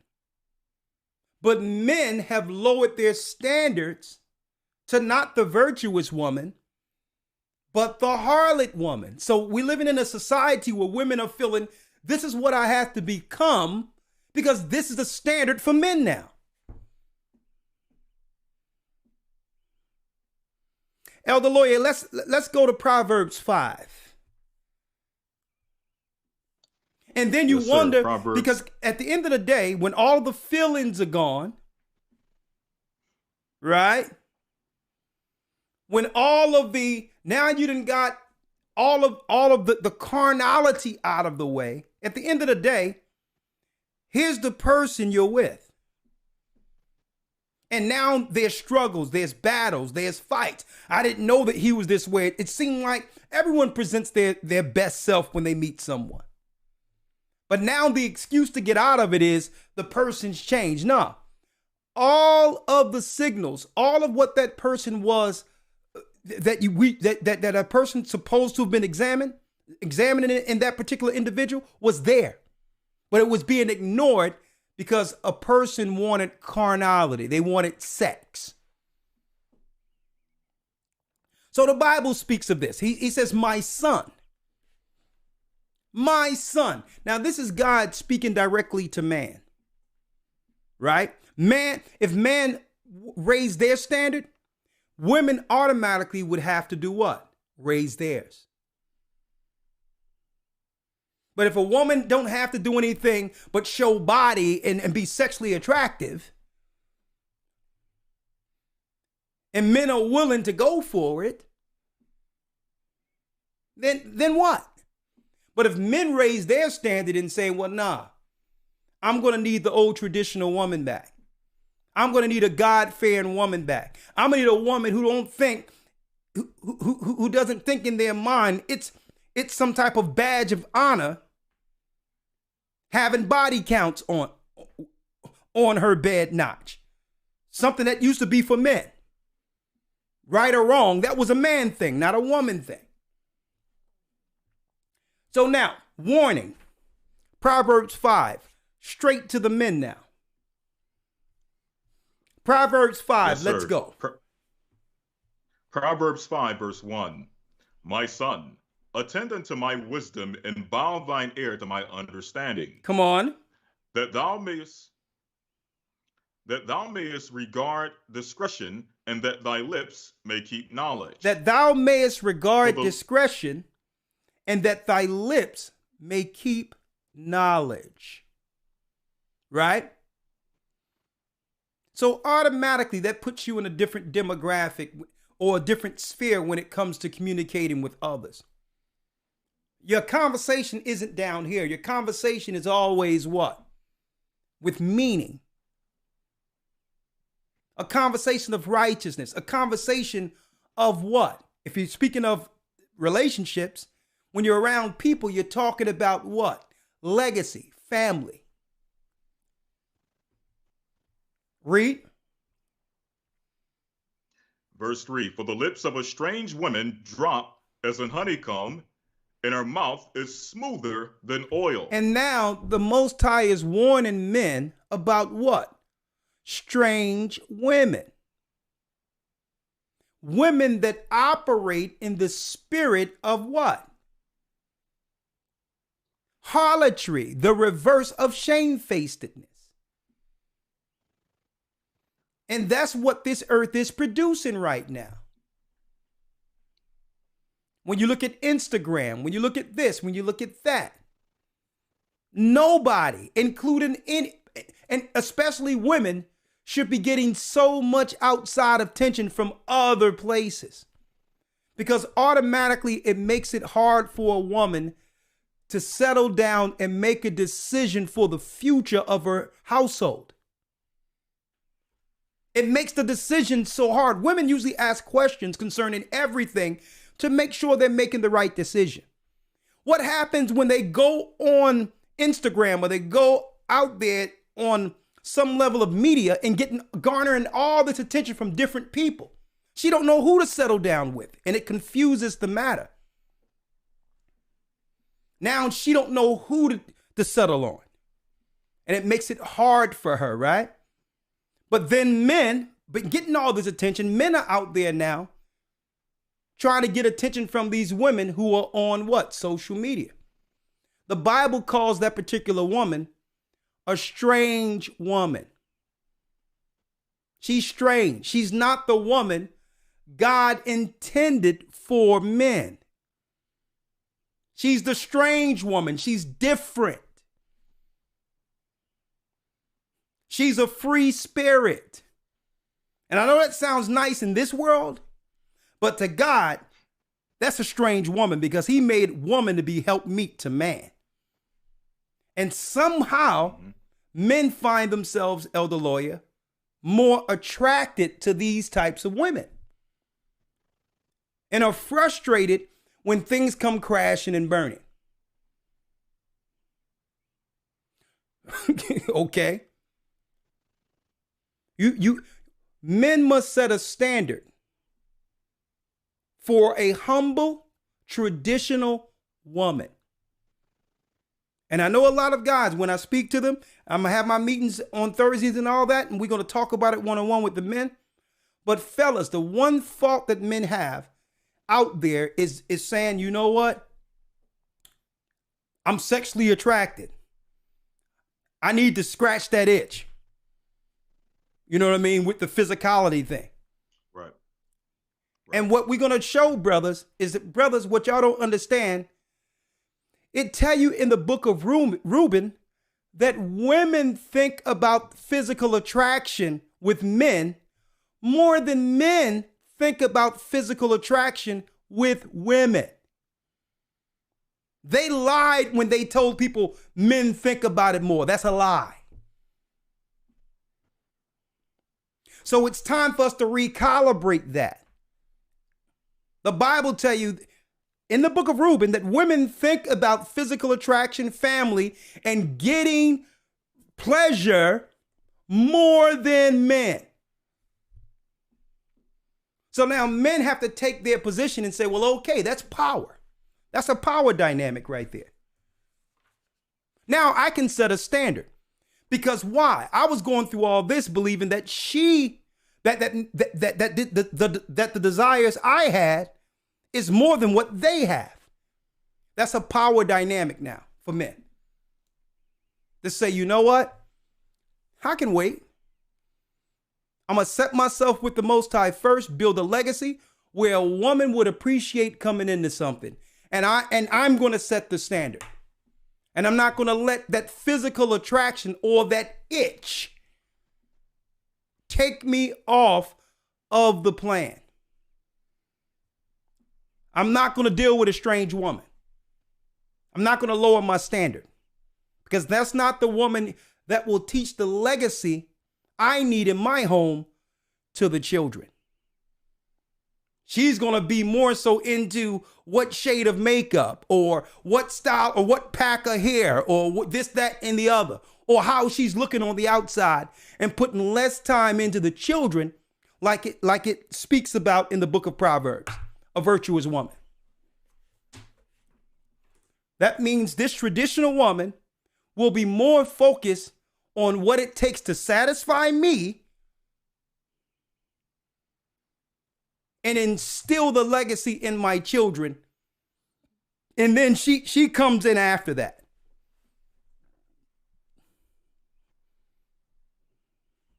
That's how it used to be. And you know what? Women didn't feel deprived being that way. They were proud to be that way. Finish reading, Elder Lawyer. Yes, sir. Verse 3. Hold up. For the lips I of a said strange- something, Elder Lawyer. I said that women are overcome with the physical need than men. Let's read that in the book of Reuben real quick. Let's get that out of the book of Reuben. I asked you to get that earlier, right? Yes, sir. Let's grab that. This is the Testament of Reuben, chapter 5, starting at verse 1. It says here, for evil are women. Another thing. I hear someone says that we want the traditional man. See, and this is why it's circular where it goes nowhere. Right. Because I'm breaking down what a traditional man should be. He should stay away from the strange woman. He should raise his value. He should set a standard with the Most High first. I already discussed that. See, but I think every man, the way we should be listening, women should be listening to what the Most High is saying to you as a woman. And the man should be listening to what the Most High is saying to him as a man. This is how we listen to the Bible for correction instead of blaming. See? Automatically a defense mechanism go in where now it's blame on either side and either of us go nowhere. A woman should be listening to what the Most High requires for her to be a good woman. And a man should be listening to what the Most High is saying is required by him to be a good man. And both will benefit. Okay? Let's read it real quick in the book of Reuben.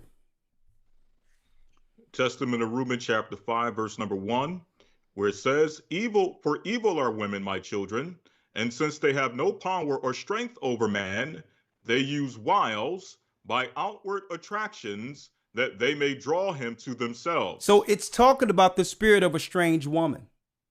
Because they don't have the physical force to take a man, a woman lures a man through outward appearance, through how she push up her breast or sticks out her body and all that. They know exactly what they're doing before they come out the home. They know exactly what to put on and what to do to garner carnal attention from a man. And that's what it's saying in the book of Reuben. Because they don't got the physical force to force a man they like to like them, they'll put on something to see if they can get that particular man to look. Read on. Verse 2. In whom they cannot bewitch by outward attractions, him they overcome by craft. And the craft, the craft is usually the makeup.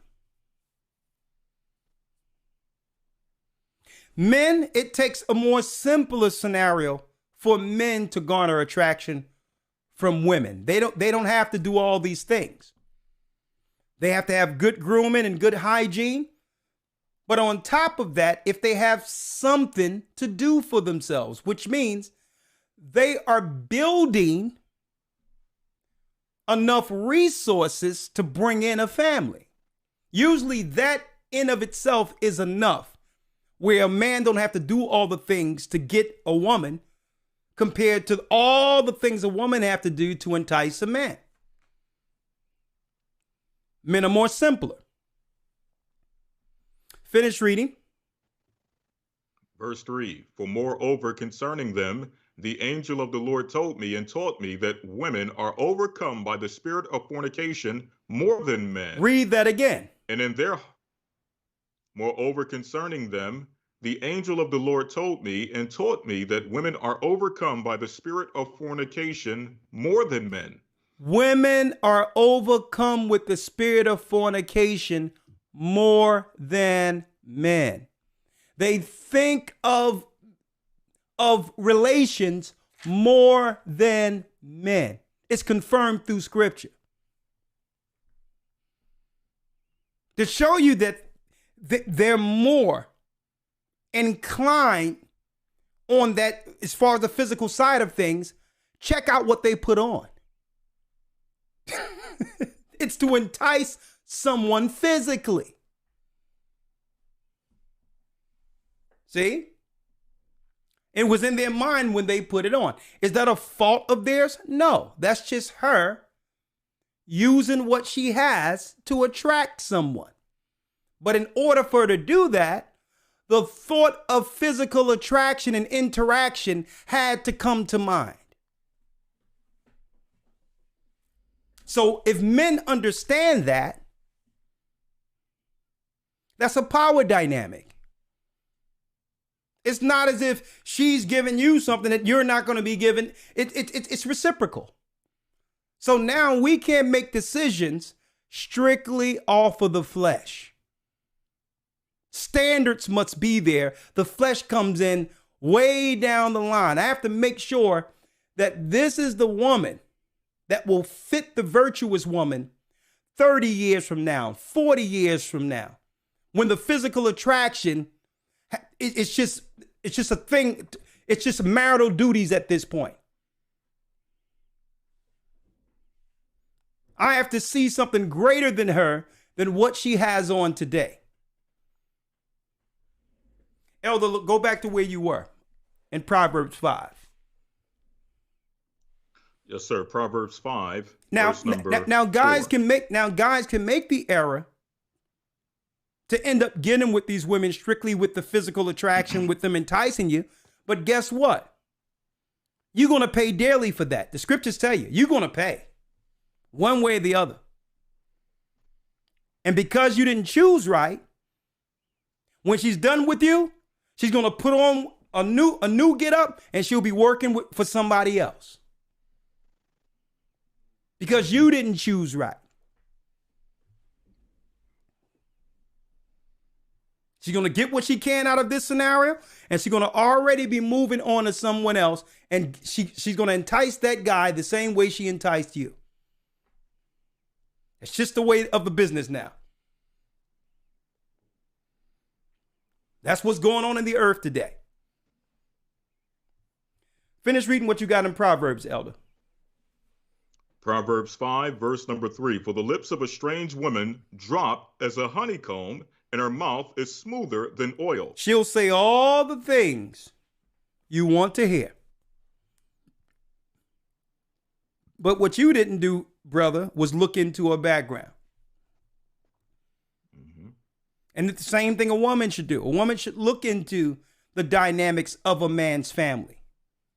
What was up in the home that could come up later, some type of dysfunction that can disrupt their relationship later. She should understand the dynamics of the man that she's going to build a legacy for, whether or not there's something there that's going to destroy the legacy or the future of that family. A woman should be asking questions and inquiring about that particular person, his relationships, his family dynamic. The same thing. A guy should be doing that when it comes to meeting a woman. And I told my son this right out, through age, through wisdom, and through me actually making mistakes. I try to instill wisdom on my sons, and I tell my son, listen, before you get down or try to think about building long-term with a girl or whatever you want to bring to me, you need to go check out her mother first. Is her mother married?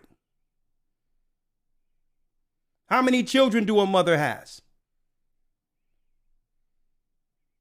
Find out that dynamic, because 9 times out of 10, that's the woman who've instilled everything in that girl you are about to get with. And 9 times out of 10, when you get with the daughter, you're only getting a younger version of her mother. So think about whether or not you want to be with her 30 or 40 years down the line by meeting her mother.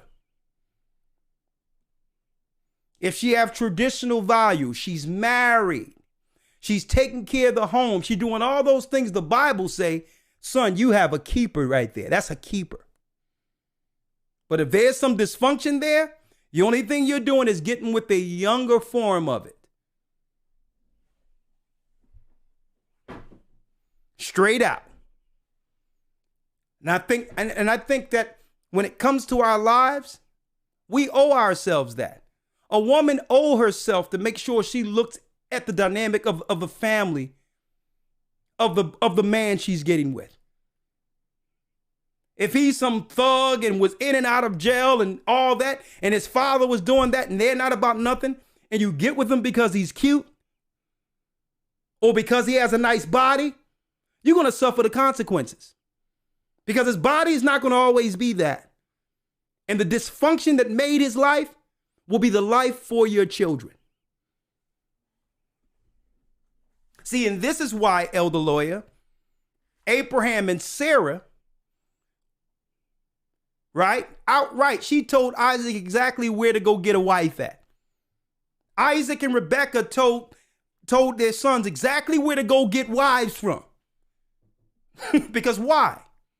They were family. They knew the traditional values that were amongst the tents of Shem.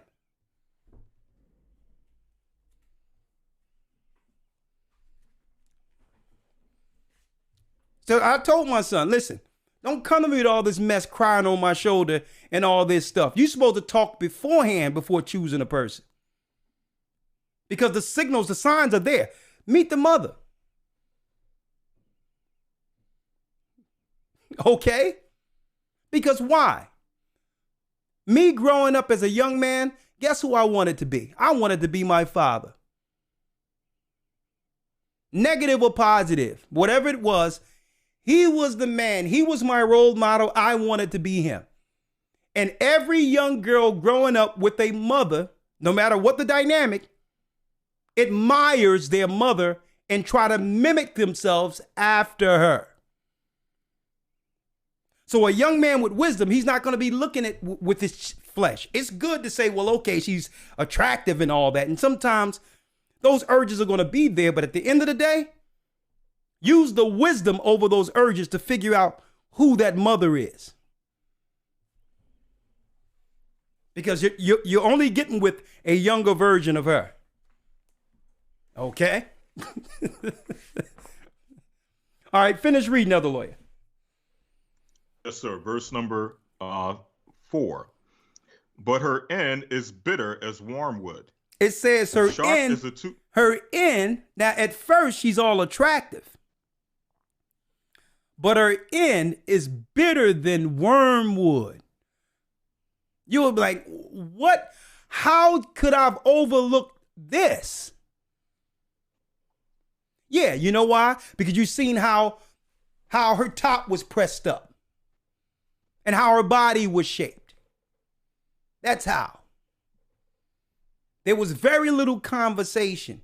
Everything was about you getting with her carnally. That's why.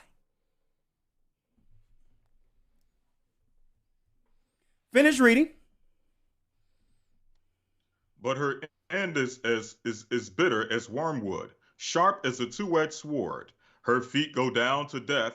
Her steps take hold on hell, lest thou shouldest ponder the path of life.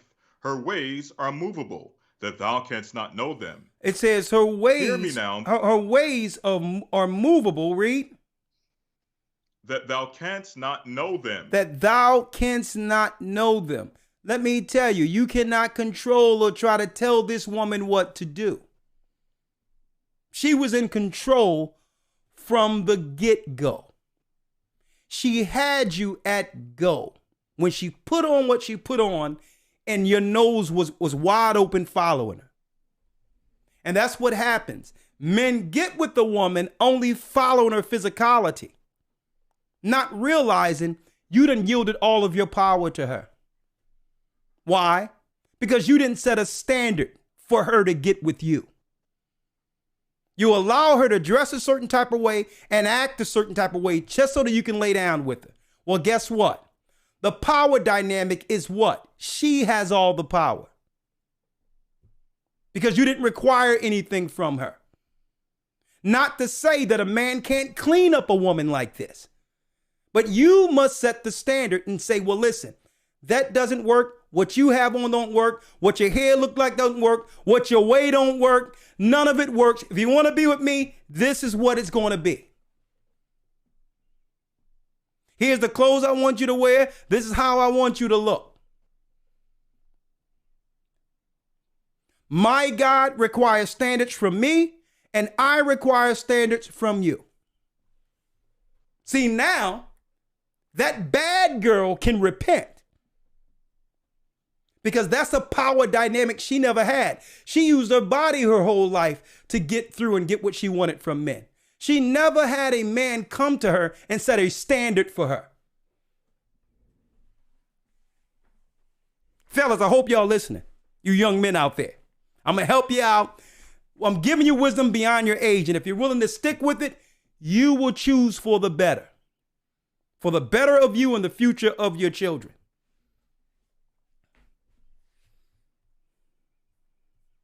Come on, let's go, Elder Lawyer.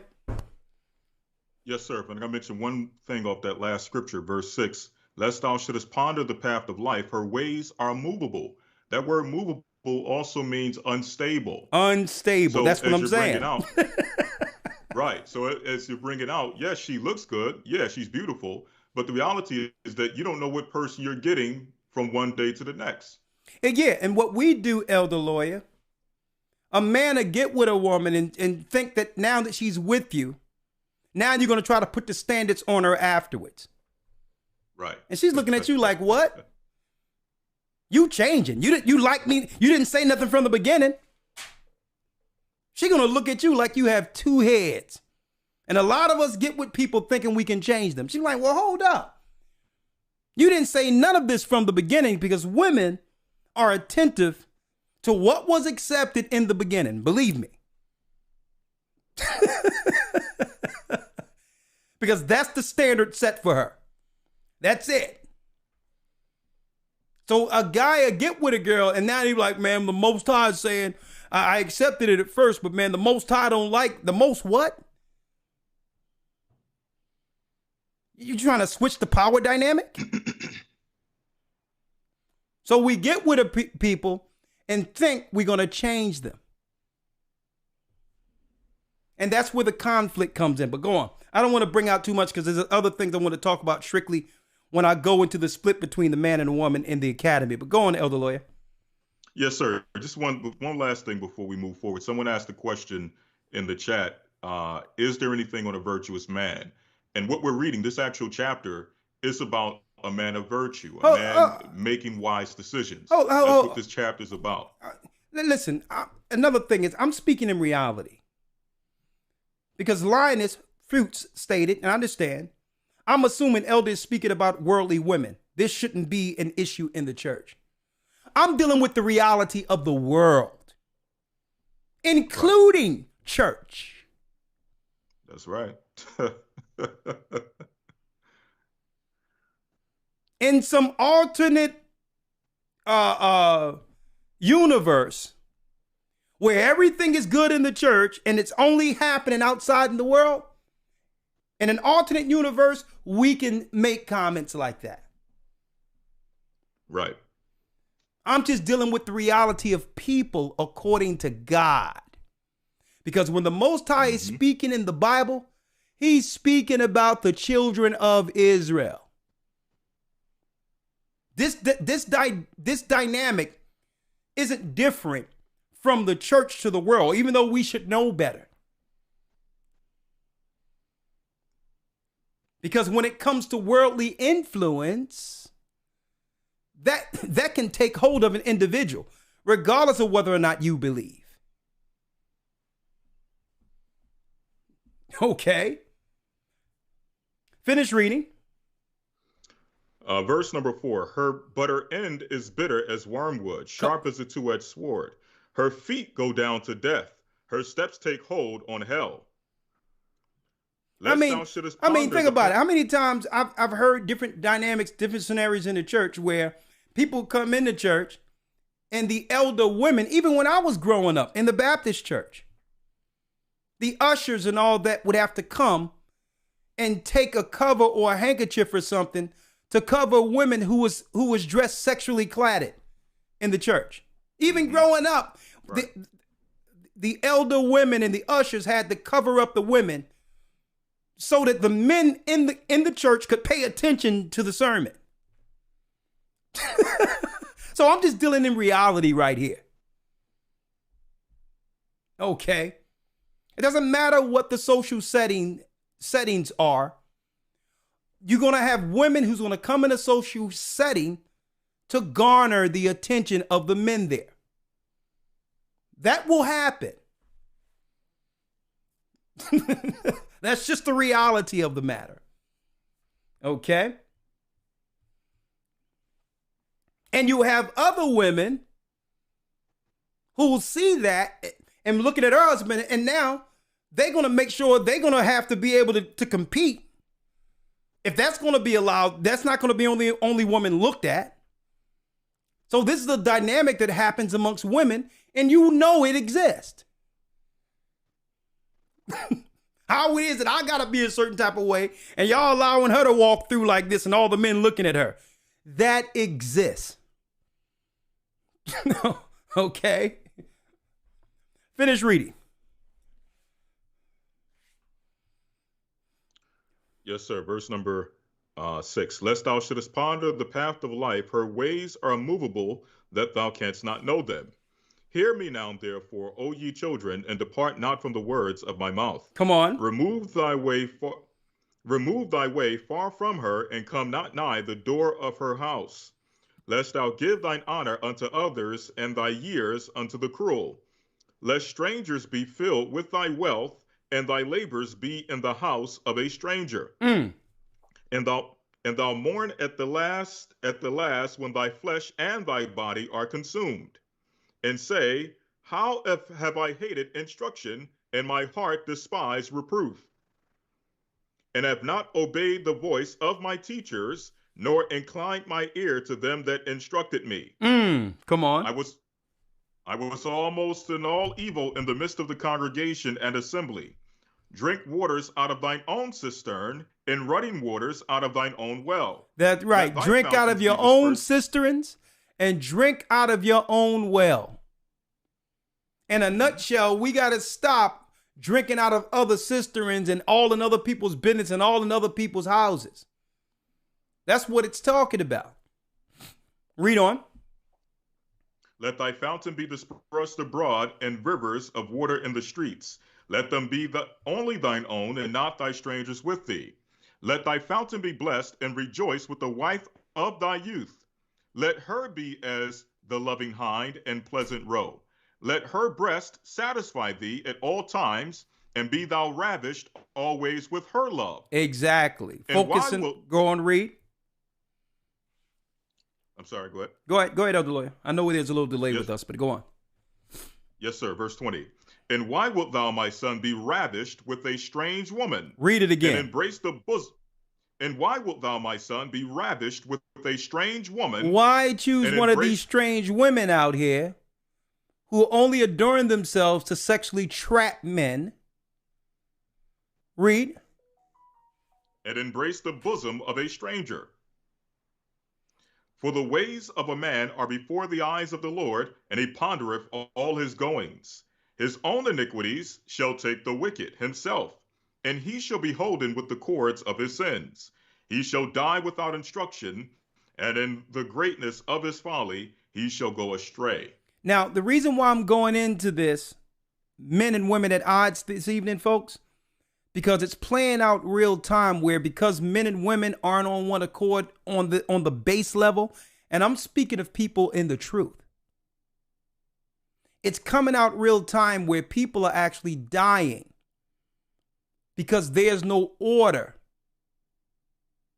when it comes to who is the decision maker and who will make the decisions under certain circumstances. Because really, relationships now have been created as a cohabitation where two people put finances together to pay bills with no true leader at the helm.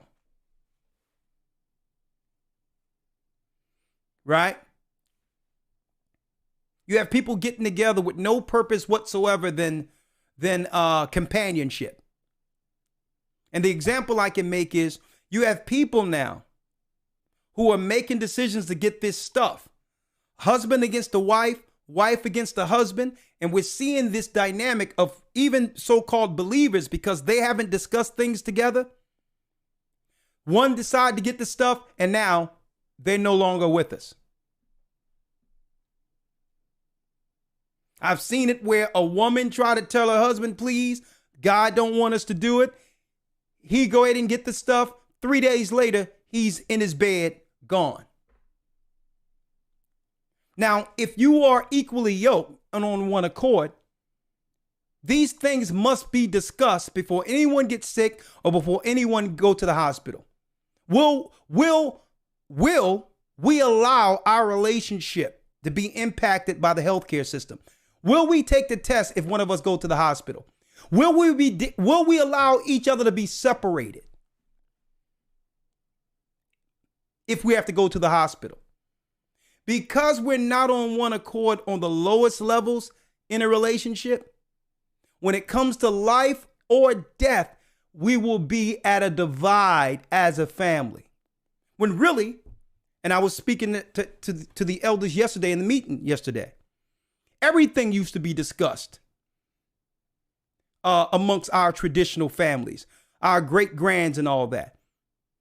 I used to wonder why my great-grandmother and great-grandfather, they're still fairly young, and they've already paid for the plot that they were going to be buried at. They have discussed everything. Dying in the house, having separate rooms at a certain age, everything.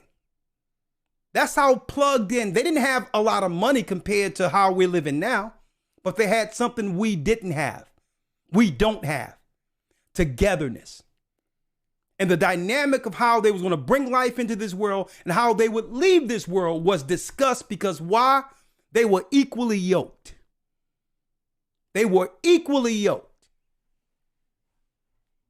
And so what I'm hearing in the dynamics of what's going on in the midst of this pandemic, folks, is that husbands and wives and people who are together, they're not really together.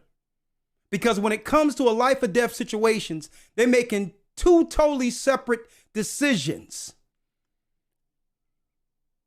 without respecting the other. That's showing a divide. Family has been divided. So it's upon us to be what? Not at odds at each other and discuss everything. What happens if you go to the hospital, babe? I already made it clear. No test, no nothing, no reason to be able to separate me from her or vice versa. No way. Am I going to let the hospitals and doctors decide the end for my family? But we're living in a world where men and women are at odds at each other. And it's a system that was created for such a time like now. Where because we cannot come together and discuss things, you have one making decision strictly off of livelihood, who give more respect to their union, the union you have in a contract with your job than your husband or wife. You got more respect for that union than each other. There's something gravely wrong there. Elder Lawyer, last scripture, and then I can bring in Elder Gabar. I don't know if Gabar, if you have something to say in particular, text and let me know. Let's go to 2 Corinthians 6 and 14.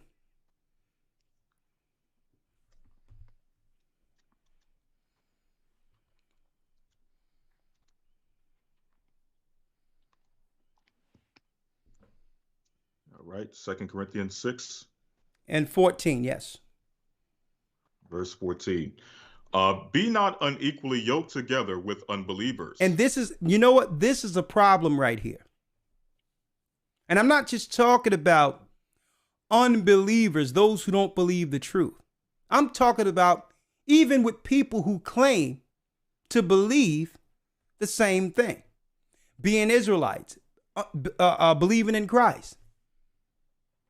You can be in the truth and say you're in the truth, but really you're in an unequally yoked relationship because you're not on one accord according to what? The positions the Most High made for man and woman naturally.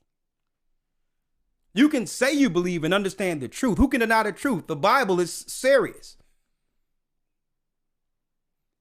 But you can be unequally yoked if you're not following the word. Where a woman is operating in the position that a man should be operating in. And a man is operating subservient outside of his nature to be the provider and the protector. That's an unequally yoked. These are unequally yoked people. So now when a decision needs to be made, you have an individual making a decision for what they feel is right for them as individuals. The Most High didn't intend no world like that for man and woman. Well, I'm doing this to keep my job. I'm doing this. You're not an individual. The Bible will tell you that when a man and woman come together, they're one flesh. So you're not making no decision strictly for your job. So the power dynamic have been shifted where the government or your boss has more power over your home than who? The husband. If the dynamic in this case is a woman making a decision strictly off of a livelihood over the decisions of her husband. The Bible says one cannot be unequally yoked with unbeliever. Either you're going to believe in the Most High or you're not. And if you're going to believe in the Most High, you're going to respect what? The power structure, the order that was established since the beginning. Man, women, child. That's the order on earth. And it's upon what? A man to choose a woman who's willing to operate as a helpmeet and operate in her nature that God intended. It's up to a woman to choose a man who has that power dynamic that she would respect when it comes to the final decisions.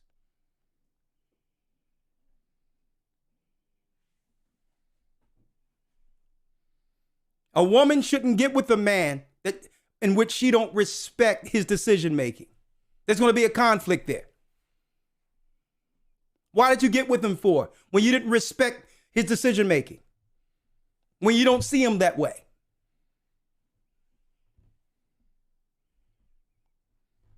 See? A man.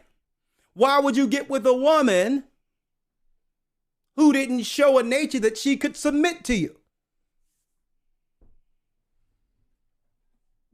And if we don't handle these things in the beginning, in the beginning of the relationship, it's going to play out negatively at the end. And who knows, just like some of what I'm seeing now, it may lead to either or person dying because they didn't have that union from the beginning. Where you're in a relationship, but you're still making individual decisions. That's not a relationship. That's a roommate. That's not a marriage, okay? That's a roommate. Let me bring in Elder Gabar real quick. Okay, one moment.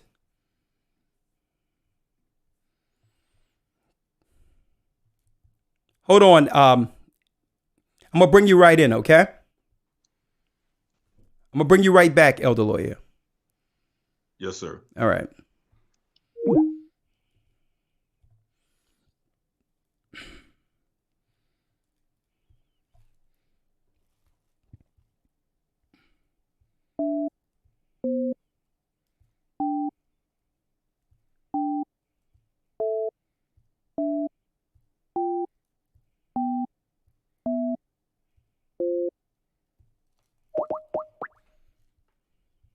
Call rejected.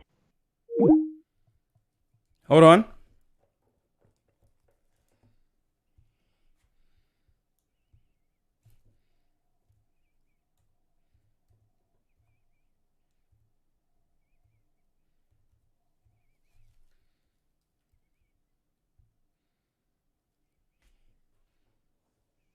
Blog Talk Radio.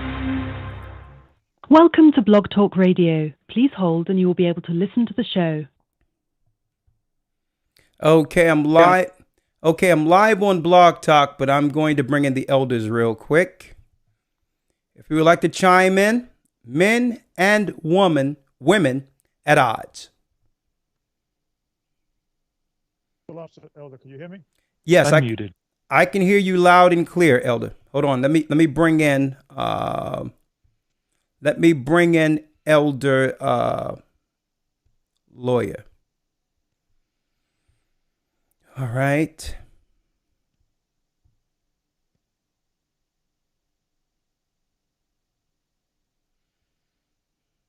Okay, that's Elder Lawyer as well as Elder Gabar. Okay, I'm going to decrease so that you can increase. One moment.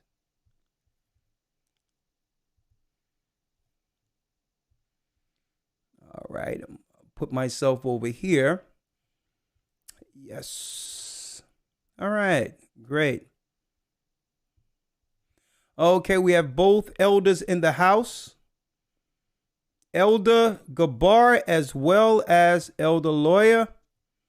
Gabar, the floor is yours. I wanted to ask you a question to see if this is something. Okay, go on. Regards of signs, right? Do me a favor. I think you have to cut up your microphone. 1, 2, mic Hold check. on, hold on. Say something. Check 1, 2, 3, mic check. Yeah, turn up your microphone, your volume on one, whichever one your mic is on.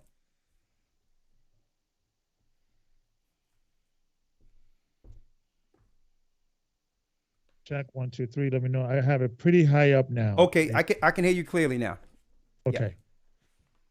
Yeah. Okay, I just wanted to just go over, kind of ask you some questions to see if you think this is something that could be fruitful to the church. Well, I don't want to discuss church dynamics on the blog unless it's something that's general. Right, no, more like something to put out in the ether so people could consider in the future when they are considering a mate, to choose the right mate, right? Well, let's speak in general. Generally speaking. Yeah. Do you think there needs to be a workshop or a discussion, or maybe experts we could bring in or what have you, to find out certain signs or certain body language or certain actions or lack of actions that someone is doing during the time of courting to help individual men and women to make better decisions? Like, let me give you an example. My mother always used to tell me, if a woman doesn't care whether you're eating or not, don't marry her. A woman has to learn how to cook and care about feeding her family, right? And she comes from that demographic. And lo and behold, my wife, who I married, she's like, I noticed very early on, even when we were dating, that she cared whether I ate or not, right? That kind of stuck with me, right? Because you usually date somebody like your parents. So is it a conversation, maybe a workshop or something, or a book someone could read, or maybe, we could just have an open discussion about signs to look for, because people do things consciously and people do things unconsciously.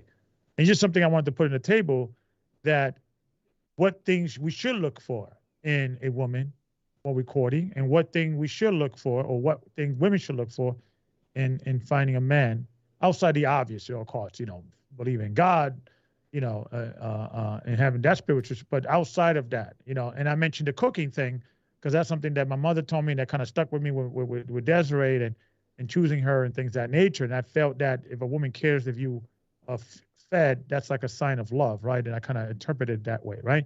So I'm just wanting to throw on the table. Do you think that would be a good discussion? Well, I think that when it comes to, don't forget, when you're dealing with a bishopric, the scriptures tell you a bishopric is operating in the position of father over church, right? Yeah. But here it is. At the end of the day, right? At the end of the day, the only thing we can do is put the tools and the structure in place for people to make the right decisions. I've seen brothers and sisters make the right decisions and everything work.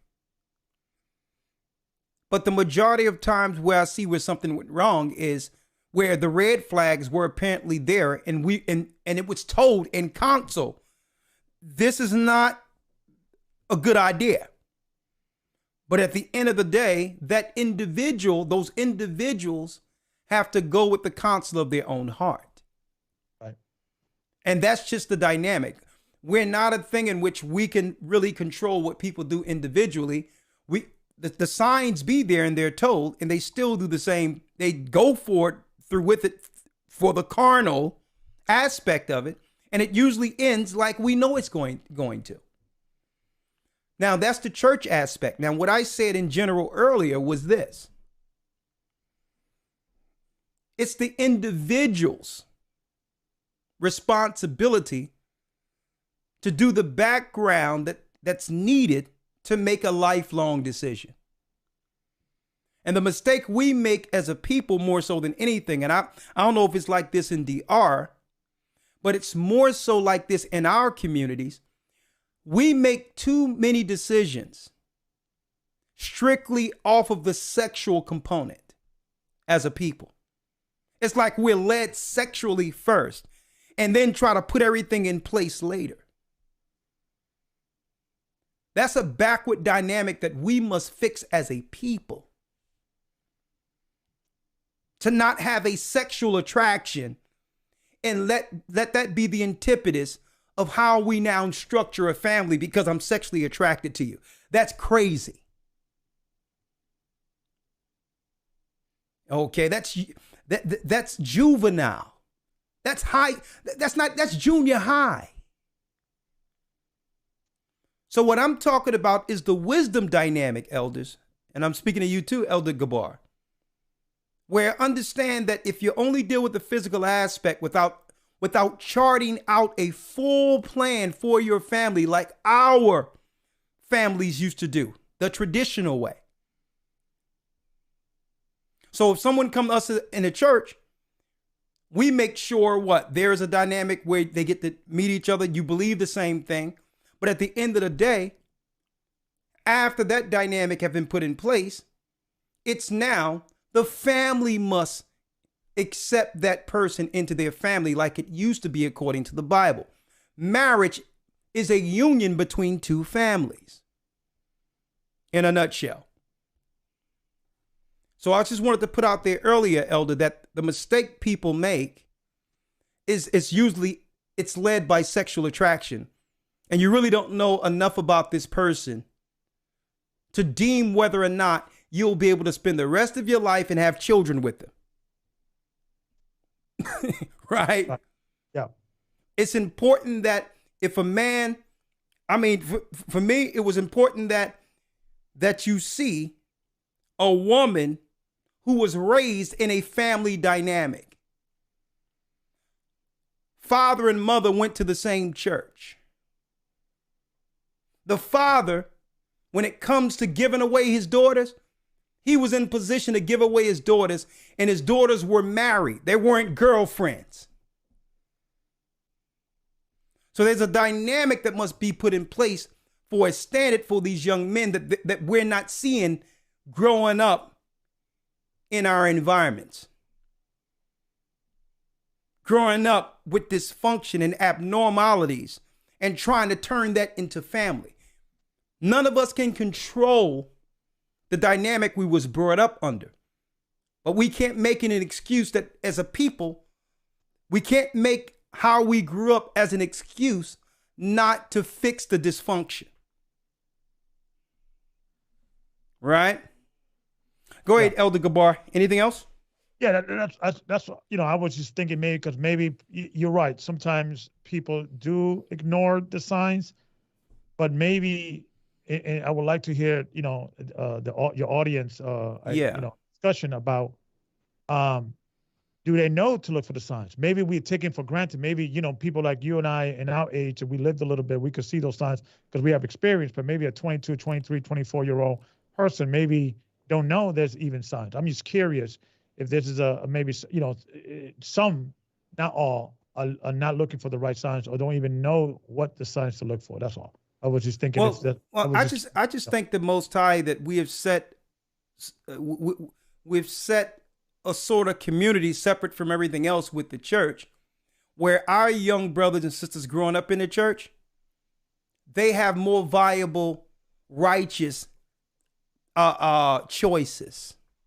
It's not perfect because we all coming out of dysfunction, but at least to some degree, there's viable choices amongst the young men and women within the church because there's standards set through our teachings, right? It's more so an issue when it comes to, I wouldn't want to be a person in this world trying to choose a wife out of it. Why? Think about this. Young women are at the height of their attraction between 19 and 29, right? Where everyone is seeking them at their best to be with them. Yeah. And so what happens if all of that attention is garnered on social media?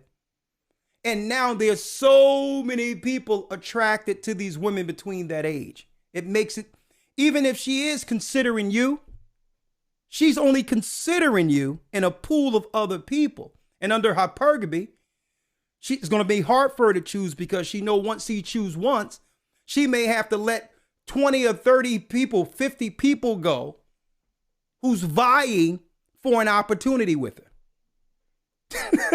So, I mean, it's tough for young women to have all these choices.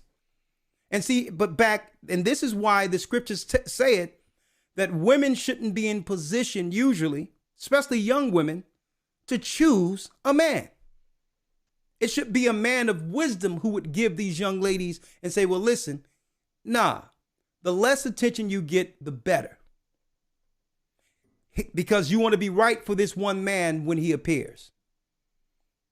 And all of her life, she's being prepared by a father and a mother to be with that one man who can benefit from all the qualities that's instilled in her through family. See?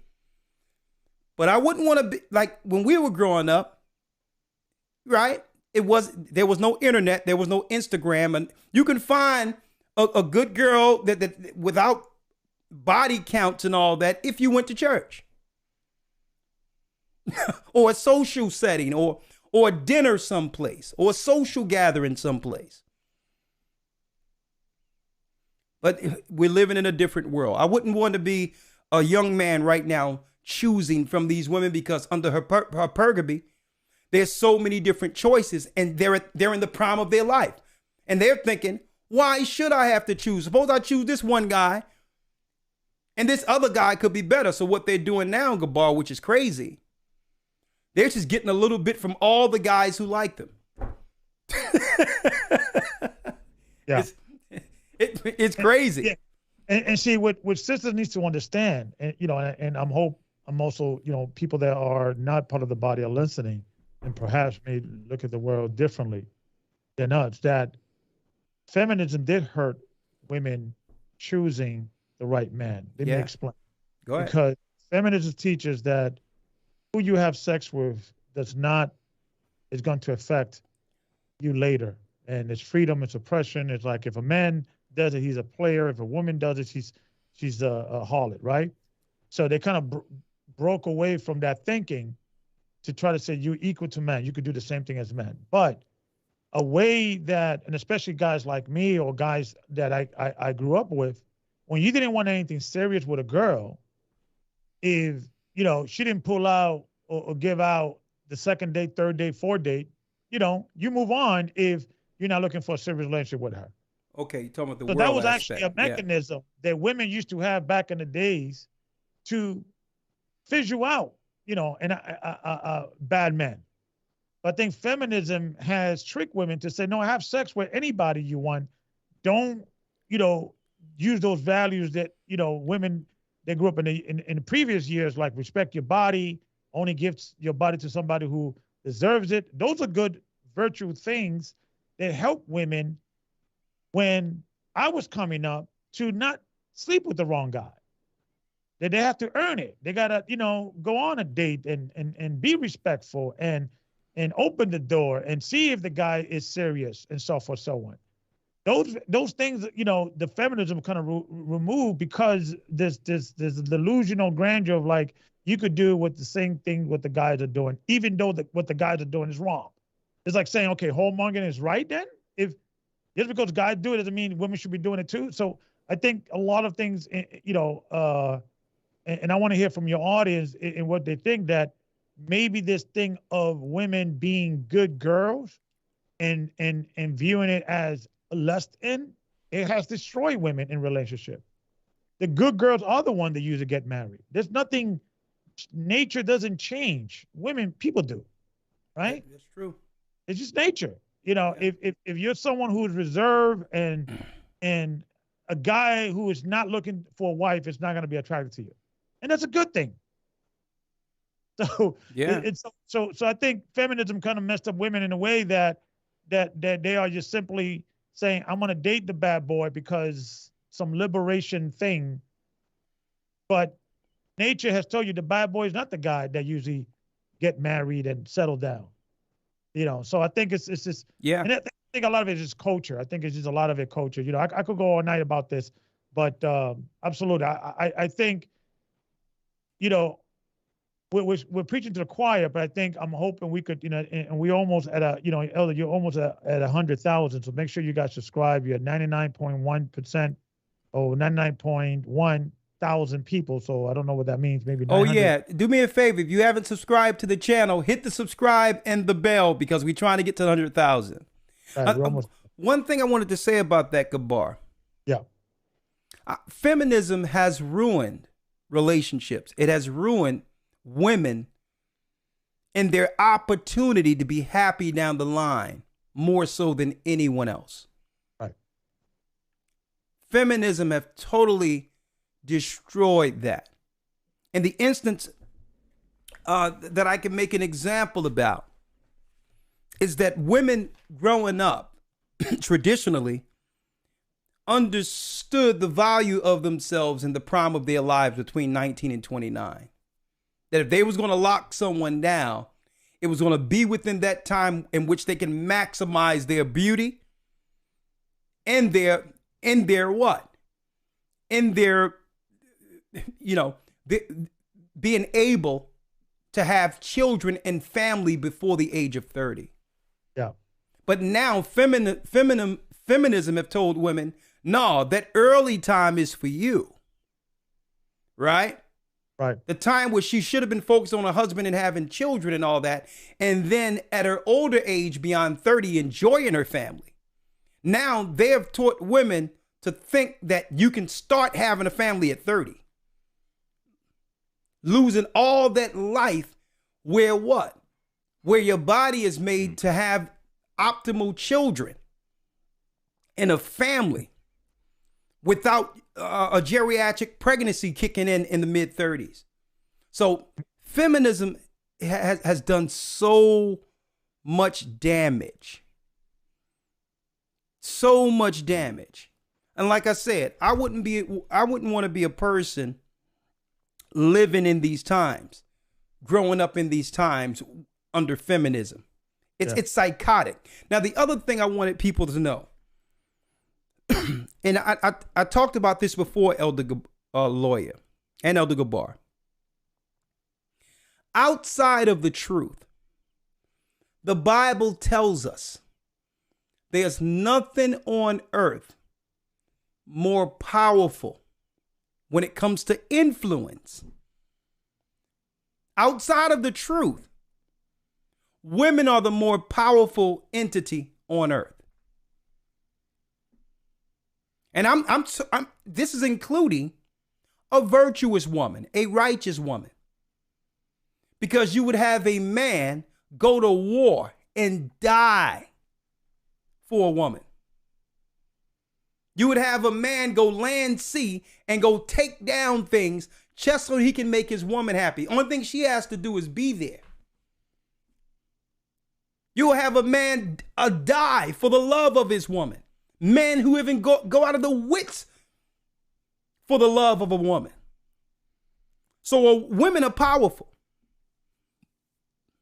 But all in all, the greatest power in a woman,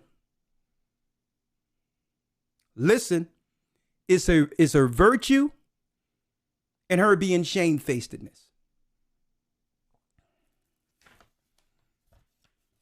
Her virtue, that means feminine. The world have made women too hard. And the world have turned men too soft.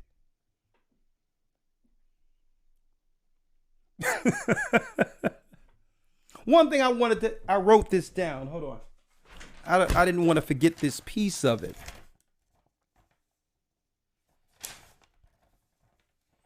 Because this can segue us into conversation. as far as the phone call is concerned.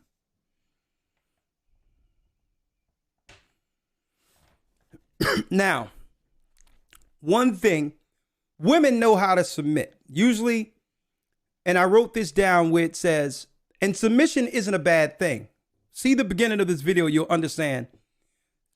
To submit is a virtue. I submit to God. I submit to Christ.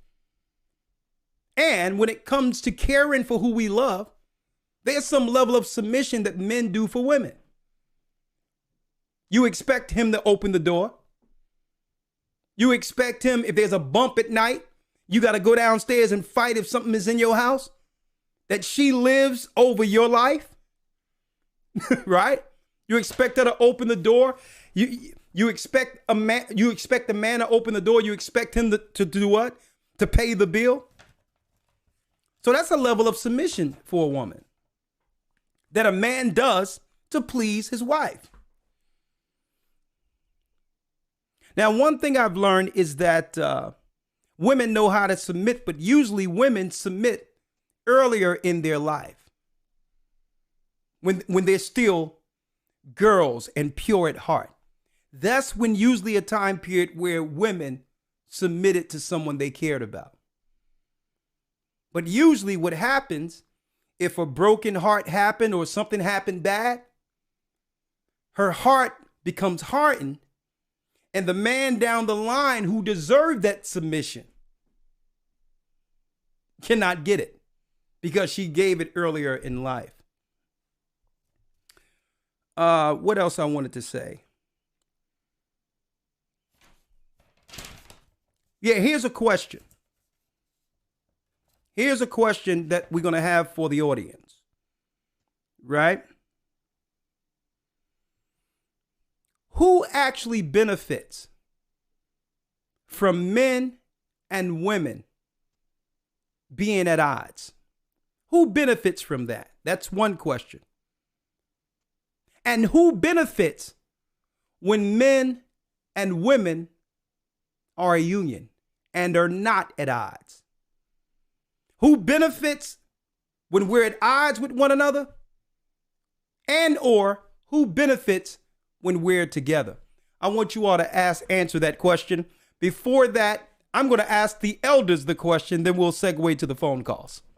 Elder Lawyer, who benefits from us being at odds with one another, man and woman? Someone says the government. If I can revert to a scripture, just to keep it very brief. Yeah. Matthew, the 12th chapter, and verse number 25, where it says, "And Yeshua knew their thoughts and said unto them, every kingdom divided against itself is brought to desolation, and every city or house divided against itself cannot stand." So the question being, who benefits from us not being united? And I think that I think every aspect, and I think you alluded to this a bit earlier, just dealing from a business side of things, a commercial side of things, how businesses actually benefit from selling products to one particular facet of society who is making the majority of the financial decisions when it comes to spending money and things of that nature. So there's a corporate aspect that benefits from men and women being separate, men and women not being united, men and women being divided. There's a cultural aspect that benefits from men and women being separate. Spiritually, on the spiritual side, obviously we know that Satan, as the Bible says, Satan is the author of confusion. He's the one that brings forth this dividing line between men and women, confusing both men and women concerning what their particular roles are and what their responsibilities are to each other and things of that nature. So, I mean, man, this empire really benefits from this. I would say this whole empire and all of the facets that come with it truly benefit from the separation that comes with men and women. If we ask the question on the flip side, who benefits by us being together? I think first and foremost, the man and the woman benefit. The children benefit because now it becomes a reflection on their family, their legacy. And obviously, men and women being the image of the Most High, if we're operating in our space as the image of the Most High, man and woman as He established us to be, then the Most High benefits because, as the scripture says, there's nothing more beautiful than a husband and a wife that agree. And that if a husband and wife do agree and they operate in union, through that union, they actually exhibit the image of the Most High. So on the spiritual side, the spiritual family in heaven, they benefit from their image being portrayed in the earth when men and women operate together. But I'll leave it there. Hold up, gotta put a clap on that one, young man. All right. Now, when someone said government, and I wanted to actually, I actually wanted to dovetail and move off of that and use that as an example, as a platform, actually, right? I need y'all to think about this. 73% of all financial decisions are made by women. You think the government doesn't know that? Now, the reason why the government and the economy benefits from us being at odds at each other, because instead of having one place to stay where a husband and wife build a legacy for their children, well, if you split, there's 2 separate rents or mortgages being paid. So where's that money coming from? It's going right back into the world, the economy, and who's suffering? The future of your legacy, your children. Because now he has a mortgage and rent, you have a mortgage or rent. And the children are suffering with both of you being apart economically also, because that money being made is supposed to be for their future. And then don't let child support come into play. Where now either or both are paying some level of child support. So now there is no money because you're dealing with separate houses. 75% of the financial decision we all together was her. And now here it is. They're going to make sure the majority of money go to her because she's keeping the economy going by spending. Right? And then there's nothing left for the children. But what? Resentment. So now the children grow resenting their parents who had all of this but couldn't stay together to leave anything for them. So it becomes secular, where now the children grow up dysfunctional, like you were mentioning. And it all bears out in economics. And this is why they set up a system as so. They made sure that according to the Bible, women do all the work anyway, so men bring home the money and the woman spend it with the man's legacy in mind, not to put it all back into what? Into the system. So Satan reversed that virtuous woman and saying, well, no, all that you're doing and controlling that money is so that you can redirect that money that's for your family back to Uncle Sam, into the economy.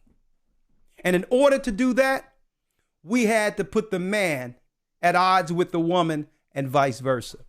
Elder Gabar, who benefits? Maybe you can say something. I don't know if Elder Lawyer really, he hit it out of the park. I think he covered all bases, but to give you the short answer, I think Satan, benefits from the man and the woman not agreeing, and God benefits when men and women agreed. Hey, you can't get no sharper than that. Round of applause for that too. All right, let's bring the people in. Let's bring the people in, and hopefully this conversation is not, an overnight fix, but at least by us having the conversations, putting the scriptures out there and different aspects that's out there. The Oprah dynamic, the Kevin Samuels dynamic, whatever the case is. At the end of the day, the Most High's words stand, and that we can look at this not to blame one another, but to fix what's broken at the end of all of this, right? Not to blame one another, but to fix what's broken. All right, let's let me go down the line real quick. Sunshine, 340 area code. Come on, you got to bring it. Shalom. Hello, Elder. Hello. Shalom. Hi, Elder. Hi. Bless you. Hello. Hi. Bless you, Elder. Oh. Okay. Oh, Elder, this topic resonates with me so deeply because that crazy feminist ideology is what I deeply believed in and held dear in practice. And this view of female equality or even superiority to men shaped my existence into a proper lie. And this erupted disagreements and confusion in my home because I was aberrant, not obnoxious, but just quietly and regularly defiant. And manifested in me through this world socialization was how right and independent and justified I was in being contrary to my husband and contrary to the word. And not only was I personally socialized into being this mess of a woman of the worldview, and ultimately reared for Satan's use and faulty purpose and his benefit, including the benefit of his chosen nation and the conspirators against us, against Israel's kingdom to come. But also I saw plenty of examples of this world of women who, in droves, who operate in the same way. Women in my family or their neighbors who threw away relationships at no fault, as they call divorces today. Women who think on their happiness and use their creativity and gifts to satisfy their own lusts over their children and husbands. And women who claim they want solid relationships from one side of their mouth and then proclaim their independence from the other side of it while trying to destroy a virtuous woman's house in envyings and striving. So the entire operation of a woman raised for Satan is sheer hypocrisy. The existence is a well-nursed perpetual lie shaped in iniquity and born in sin, because it is so true that unless the cycle is broken, it keeps women in the dark and in a lonely rut past prime, like you were mentioning. But I just wanted to say, Elder, that but blessed is the opportunity and mercy that a woman can receive through this truth. For we can now see continually and learn how to see and desire what we are purposed to be according to the will of the Most High through the Word.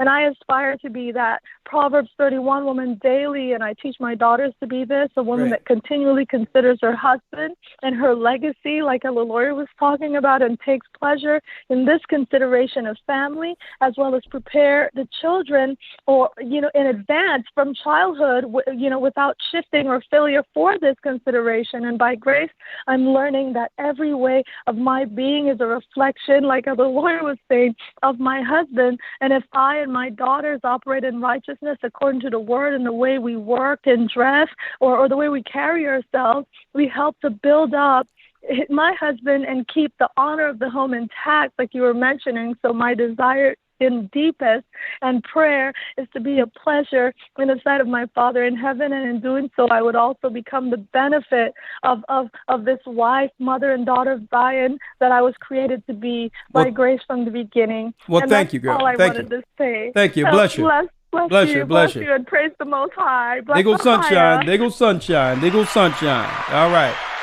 She's been waiting, so I got in early. Thank you for being straight to the point. Another thing is one thing that that Kevin Samuel said that resonated when listening to some of what he has to talk about. I don't agree with everything he says, but some of the things he says that aligns with the Bible, I'm good with that. One thing he said was he have a statement where he says that women give men access to carnal pleasure. Women are the gatekeepers for the word sex, right? And that men determines who's married, right? Women give access to their bodies, but men determines who is married, and that is correct.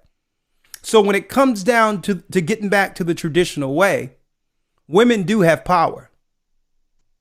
They have power to say, nah, you can't get access to my body if you're not going to marry me. That's a power dynamic.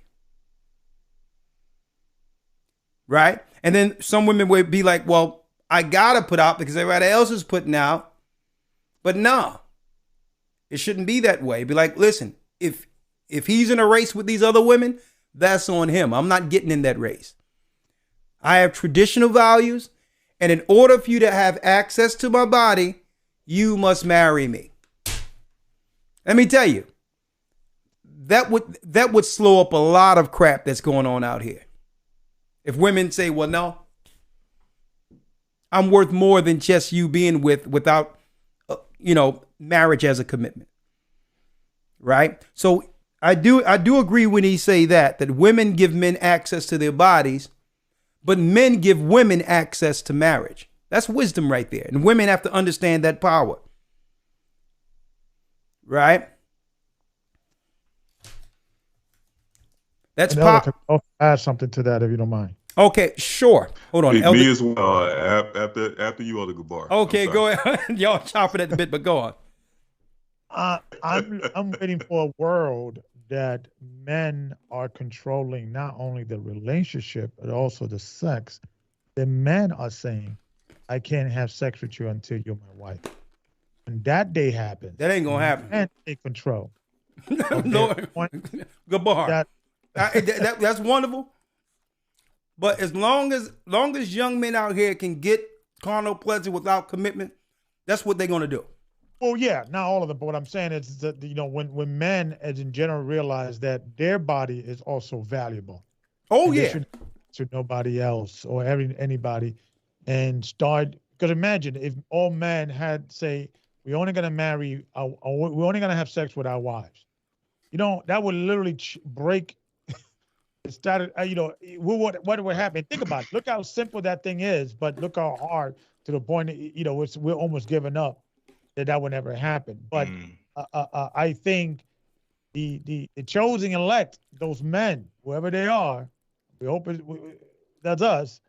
They're gonna have that power to not even that. I think would take them down, because they'll be so in tune with God and their purpose that even that would not be, would take them down. Because we hear all the greats. David got taken down by a woman. Solomon. We hear the story. Oh yeah. But I think God is waiting for that manifestation of that new type of man. That even that will not take him down. Look how powerful. Yeah. He will be, and look how much he could accomplish in life if he doesn't have that as an distraction. I think I'm just thinking out loud. Yeah, I'm with you.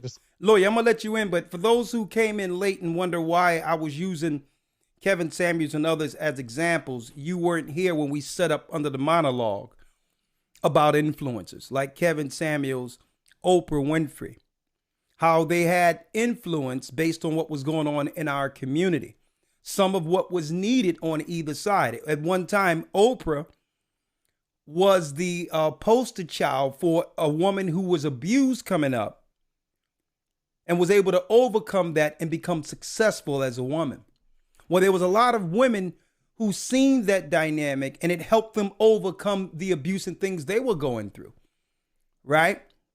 So that was the power of influence, where women who once didn't have an ambassador or someone who can speak to the negatives that were going on as Black women had a spokesperson. And by the same token, all of a sudden the dynamic has switched lately, where men out there through an influencer has someone who's saying some of the things that men think but refuse to say. So I know you all missed that dynamic initially, so I'm just giving you up to speed to why, even though there's influencers out there, at the end, we must have a base or foundation according to the Most High. Because there was some wisdom in some of the things Oprah said, even though I totally disagree with her feminism and a lot of things. But some of what she did empowered women to overcome abuse. And we cannot ignore that factor that helped these women get through at some trying times in their life. So by the same token, men been silenced for a long time because media panders more so to the people who keeps the economy going. Women are 75% of the economy. Women make decisions on almost 75 cents out of every dollar that's spent in the world and in America. So there's a dynamic where men started to cleave to some of the things he was saying because there was no voice for men. So I just wanted to put that out there. And that's why he was spoken the dynamic of things as an influencer. Not to say we agree in totality with either of them, but it's a talking point so that we can come to some level of resolve. But go ahead, Elder Lawyer. You had something to say. Yes, I wanted to land back exactly off of what you were stating about Kevin Samuels. I noticed, and we're going to get back to the callers, and I want to ask that please, brothers and sisters, when you call in, we're not going to make this a Kevin Samuels debate or discussion, but I just want to mention this point off of what the elder is stating. Again, these are influencers, and with any influencer, you're not going to agree 100% with what anyone says. Yeah, I don't know any intelligent person who's going to agree 100%, especially if you're dealing with the foundation of the Bible, because the Bible is the filtering source, the filtering process. So if you have the knowledge of the Bible, there's not going to be too many people in the earth that you agree with 100% because you're filtering everything they say out of the scriptures. But I notice, one thing I do notice, anytime Kevin Samuels is mentioned, there's a lot, and it's not just this forum, but just in any forum in general, there's a lot of negative comments concerning him. And I'm actually interested to know how many people have actually heard or listened to some of the points that have been made that actually are, if not biblical principles, still would be good principles to adopt as either a young man or a young woman when it comes to decision making. And I'm going to make this point. This is my personal opinion. Okay. My personal opinion is this. I believe that a lot of the negative comments about Kevin Samuels, and I'm going to say specifically coming from women. Okay. This is my personal opinion. Specifically coming from women is this. As we've been mentioning earlier, there's been a time period in which men as well as women, or women as well as men, have been beat over the head so long with a lot of this feminist propaganda, to the point where men, when let's say a situation comes up where a woman talks about her experiences with men, all the negative, he was a drug addict, he was this, he was abusive. Not that we agree with the man abusing a woman, but a woman would usually give her testimony on a relationship, and she would draw the conclusion that men are garbage. And because a lot of men were beat over the head with a lot of the feminist talking points and agenda, you would have men who would probably agree with the woman and say that, yeah, men are garbage because of what they've done to you and what they've done to other women, so on and so forth. What I think that some of the points that are good, valid points that come from Kevin Samuels are points that would make the average man who would usually not hold a woman accountable, average men who would usually go along with the feminist talking points, are now sitting and asking the question, well, hold up. You had all of these bad experiences with men, but the question is, how did these men enter your life? How did they enter your circumference? Like, average men are asking certain questions that they probably wouldn't have asked before hearing Kevin Samuels. Not to say that these points were not spoken before, but again, he's an influencer. He's coming from a place of influence where he's reaching a lot of people at once, and certain people who probably would never hear these talking points are now asking some of these questions. Well, Lawyer, let me ask this question, because maybe the people in the comments can help me with this. Not that I agree with everything Kevin Samuels says. He makes some good points, but in some things I totally disagree with, right? Because I'm a Bible man. And not to cut you off, Elder, but people keep mentioning the negative things we agree with those things. I'm saying, but this is what I'm asking. I'm not going to say anything. I'm going to ask the audience, what is Kevin Samuels saying that's wrong? Right. What is he saying that's wrong? Can someone put that in the comment? What is it that what Kevin Samuels saying Because I noticed when his name is mentioned, it's triggered all over the place. Right. Right? What is he saying that's wrong? One thing I heard him say is that what? The family should stay together, the man and the woman. And that people shouldn't be so quick to divorce and throw relationships away. Those two things I agree with. Right. So I thought we would get that. We get generalizations, cruel gestures, which leaves that open to opinion. All in all, what is he saying that's wrong? Is what he's saying right? And if it's what he's saying is right and it aligns with correcting ourselves, why can't we just take the parts that can help us? Right? I don't agree with everything he say. I mean, some of the things I totally disagree with. I do. And I can point to the things I disagree with. With the thing where he's an older man, obviously he's dealing with a bunch of women, young girls, and he's not committing to none of them. Okay? So he's telling women that they need to commit this, that, and the other. But he's exercising options by dealing with outright saying that he got a bunch of women because he's a high value man. I disagree with that. But the things he say about women with family and then staying with their family and not just throwing the family away and things of that nature when things go bad, I agree with that. Okay. Right. And I do agree. I do agree with his aspects of what a man usually wants from a woman. When he says fit, feminine, friendly, that's what men generally want from a woman. A friendly person, an agreeable person, a person that's teachable. I agree with that. Right? And that I don't see nothing offensive about that. Right?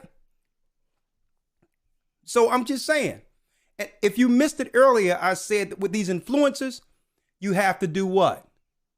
You have to chew and throw away the bones. But obviously, obviously there's something there. And usually when it comes to what happens in the world, a dynamic, sometimes the world will have a way of balancing itself. And I believe if there was no such thing as feminism, there will be no such thing as Kevin Samuels. So eventually, when you have an imbalance of something, usually it swings the other way. And that's just the way of the world. But I don't agree with everything that man says. He's not a bishop. He's an influencer. Let me get to the next call. Exactly. And go ahead, Elder Lawyer. This last point on that. Oh, okay, go ahead. Last point on that. We have to really. I noticed that, and we're using him as an example, but I noticed this with anyone that has influence in this earth. If we mention their name, we get a list of long comments of every negative thing they've ever done, every negative thing they've ever said. Which you can really do that with anybody. You can just list all the negative things they've said and done, and use it as an excuse why we shouldn't either support that particular individual or at least hear some of the positive things that the person has to say. And what I'm saying ultimately is that, yes, we don't agree with everything someone says. We use the Bible as our measuring stick. Yeah. But at the same time, if someone says something that can actually be of a good value to someone everyone is not going to come listening to the Bible. They're going to have those people out there who are going to have good advice for someone who is out there, don't have the Bible, but is still trying to find a way to guide their life in certain aspects. Not in every aspect, but in some aspects. So Elder Gabar, I mean, this is something else. I mean, Elder Lawyer, this is something else. Yeah. I'm hearing people call a man a homosexual, and I'm like, so y'all know who Kevin Samuels been with? I'm like, I mean, hey, I don't know. I mean, is that out there? Yeah, like who knows? I'm just saying, knows, you but- know what? When you hate a person, when you don't like a person, it's okay for you to say whatever you want about them. See, but the Bible says not to bear false witness. I'm sure if someone had proof of this man being a homosexual, that it would be out there right now. And I'm not defending him. I'm just showing you how even in our negative view of a person, we would even break laws of God and bear false witness and bear rumor. The only thing you understand? So let's leave it there. Let's leave it there. All right. Yeah, let's leave it. Yeah. Let's get to the next call. I was like, oh my God, they got to scorch the earth with this guy, man. I'll tell you. 678 area code. Eleanor has a question. Shalom. Shalom. How are you doing, Eleanor? I'm great. How are you doing, Elder? I'm doing well. You have a question? Yes. I was wondering about the academy. Do I have to be a member of the church in order to be in the academy? No, ma'am, not at all. Anyone can be a part of the academy. You don't have to be a church member. Just go to historytimes.org and enroll, and we'll send you the welcome packet and all the information, to be welcome into the academy. Only thing you have to need is a computer or some type of device to see us on. The same way as right now, you can come on in. You don't have to be a baptized member. If you decide to be baptized and be a member down the line, that's your choice. But no. Oh, okay. My last question is, how do I become a member and fellowship with the body? Okay, good question. Where are you? What city and state? Atlanta, Georgia. Okay, yeah. Just send an email to Jill. Matter of fact, let me do it this way. Let me do it this way for you. Hold on a second, okay? One second here. Okay, let me have your name. Your name is Eleanor? Yes, sir. And you can be reached on the number we see here? Yes, sir.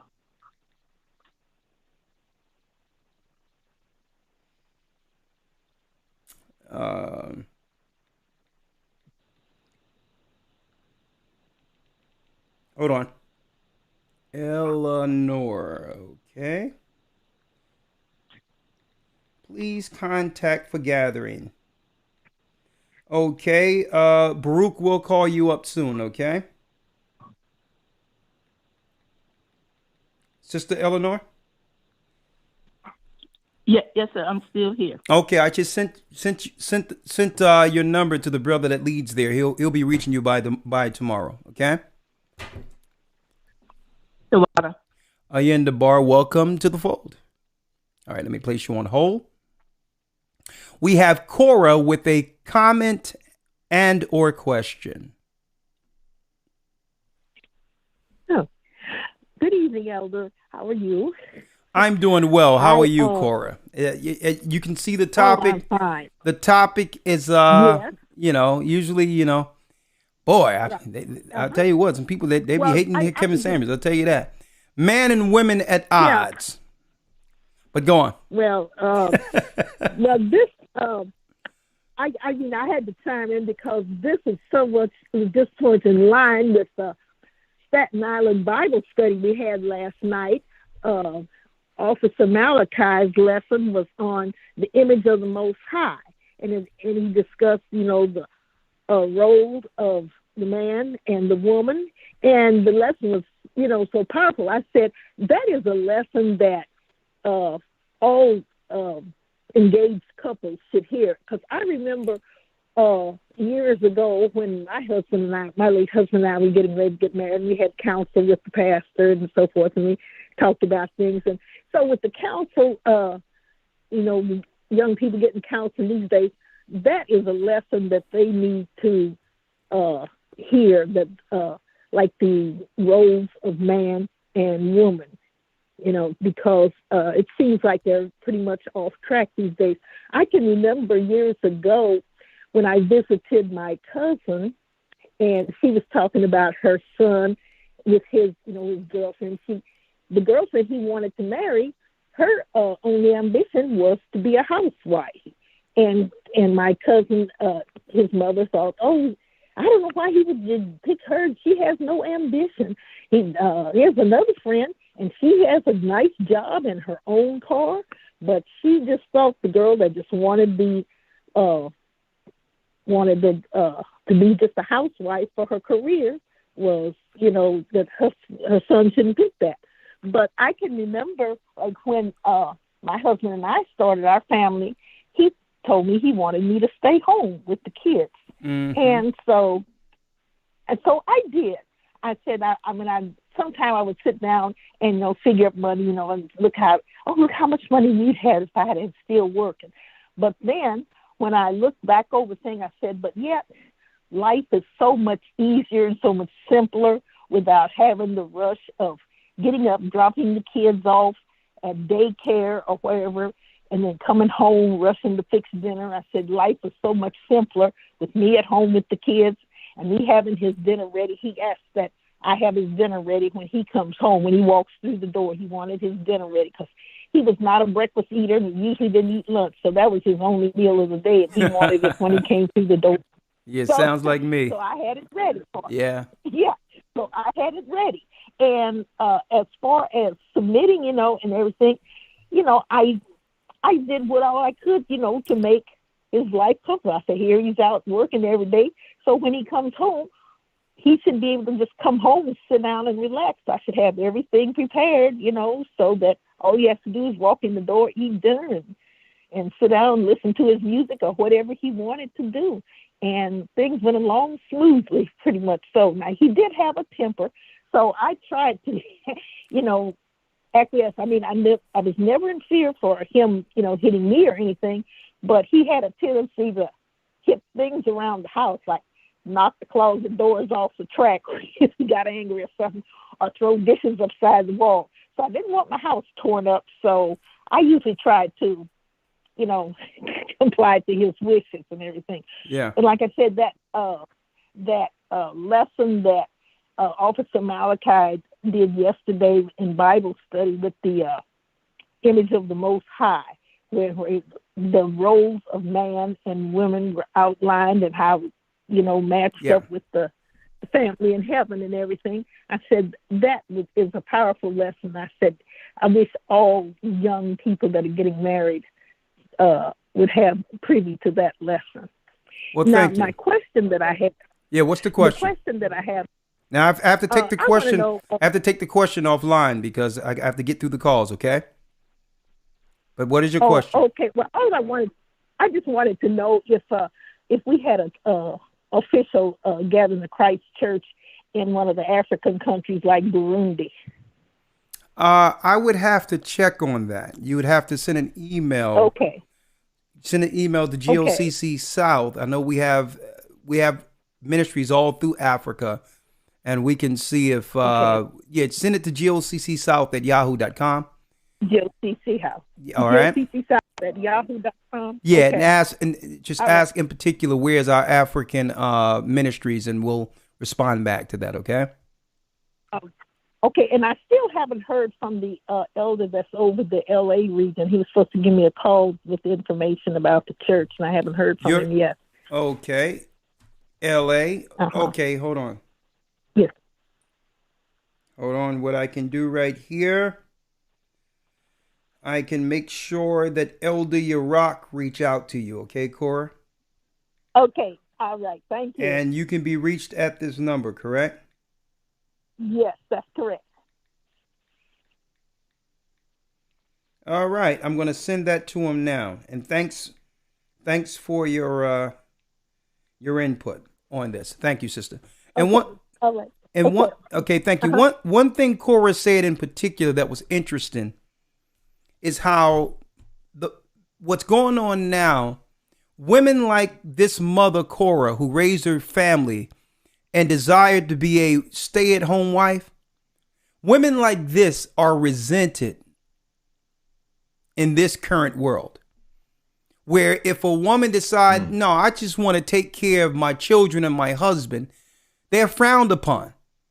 And there's other people, and she says it was a woman, her mother, who said that you should be more ambitious like the girl next door. Well, the girl next door who have a car and all these things isn't going to be happy down the line when she've accumulated all this stuff without a husband. So we have to get off this thing where we're trying to push women into men positions only for them to be miserable down the line, where they put all their time into school work with their head down when that was the time they were supposed to be finding a husband. Because there's going to be more time in her life, in her 30s and 40s, going into her elder life, than it was with that small window in which she could have found a husband between 19 and 27. So we have to switch the messaging out there and stop telling women it's not about career. Your career is the wife for a good man. We need to switch the messaging out there. 618 area code, Danny. Shalom, Elder. Shalom, how are you? This brother, I'm all right. Blessed by the best, and his name is Ahaya. I got I got my 15-year-old daughter. She wanted to ask you a couple of questions. Okay. She was listening, and sure. 15 years old. Come on in. Come on in. Come on, Jay. Shalom. Shalom, 15. What's your name again? Jada. Hey, how you doing, Jada? What's the question? What age were you when you decided to get your act together and move on into the truth? I don't know if it was a thing where I decided to get myself together. I grew up in the church. I was raised in the Baptist church. So I've always had a love for the Most High growing up as a young man in the church. So we knew God. Okay, we knew the Bible. The age that I found the truth that I was an Israelite, I was around 21 or 22 is when I found the truth that I was an Israelite. And that changed everything. I couldn't believe that what these guys were saying was actually in the Bible. Especially with me being raised in a Baptist church. You couldn't tell me anything about the Bible. So I started looking at my Bible when guys started saying we were Israelites and slave ships and all that. And one night I just went through I just looked at my Bible and was wondering, how was all this stuff in here and no one told me this in the church? I thought they were reading from another Bible. All right. But I would say in my early 20s is when the Most High began to awaken me.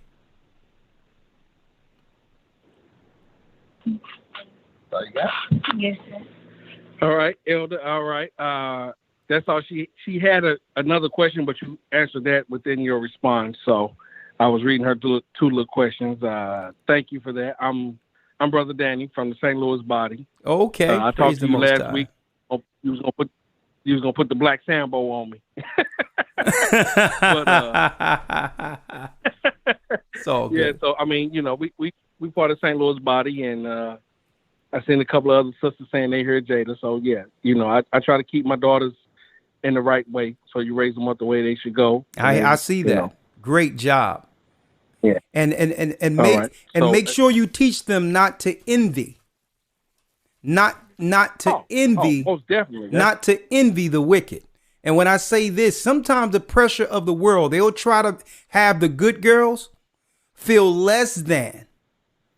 Look at your hair. Do something with your hair. They'll try to shame your daughters into operating like worldly women. Let them know that they're fine the way they are. And right now, the shamefaced, quiet woman, make sure those young black girls love their own hair.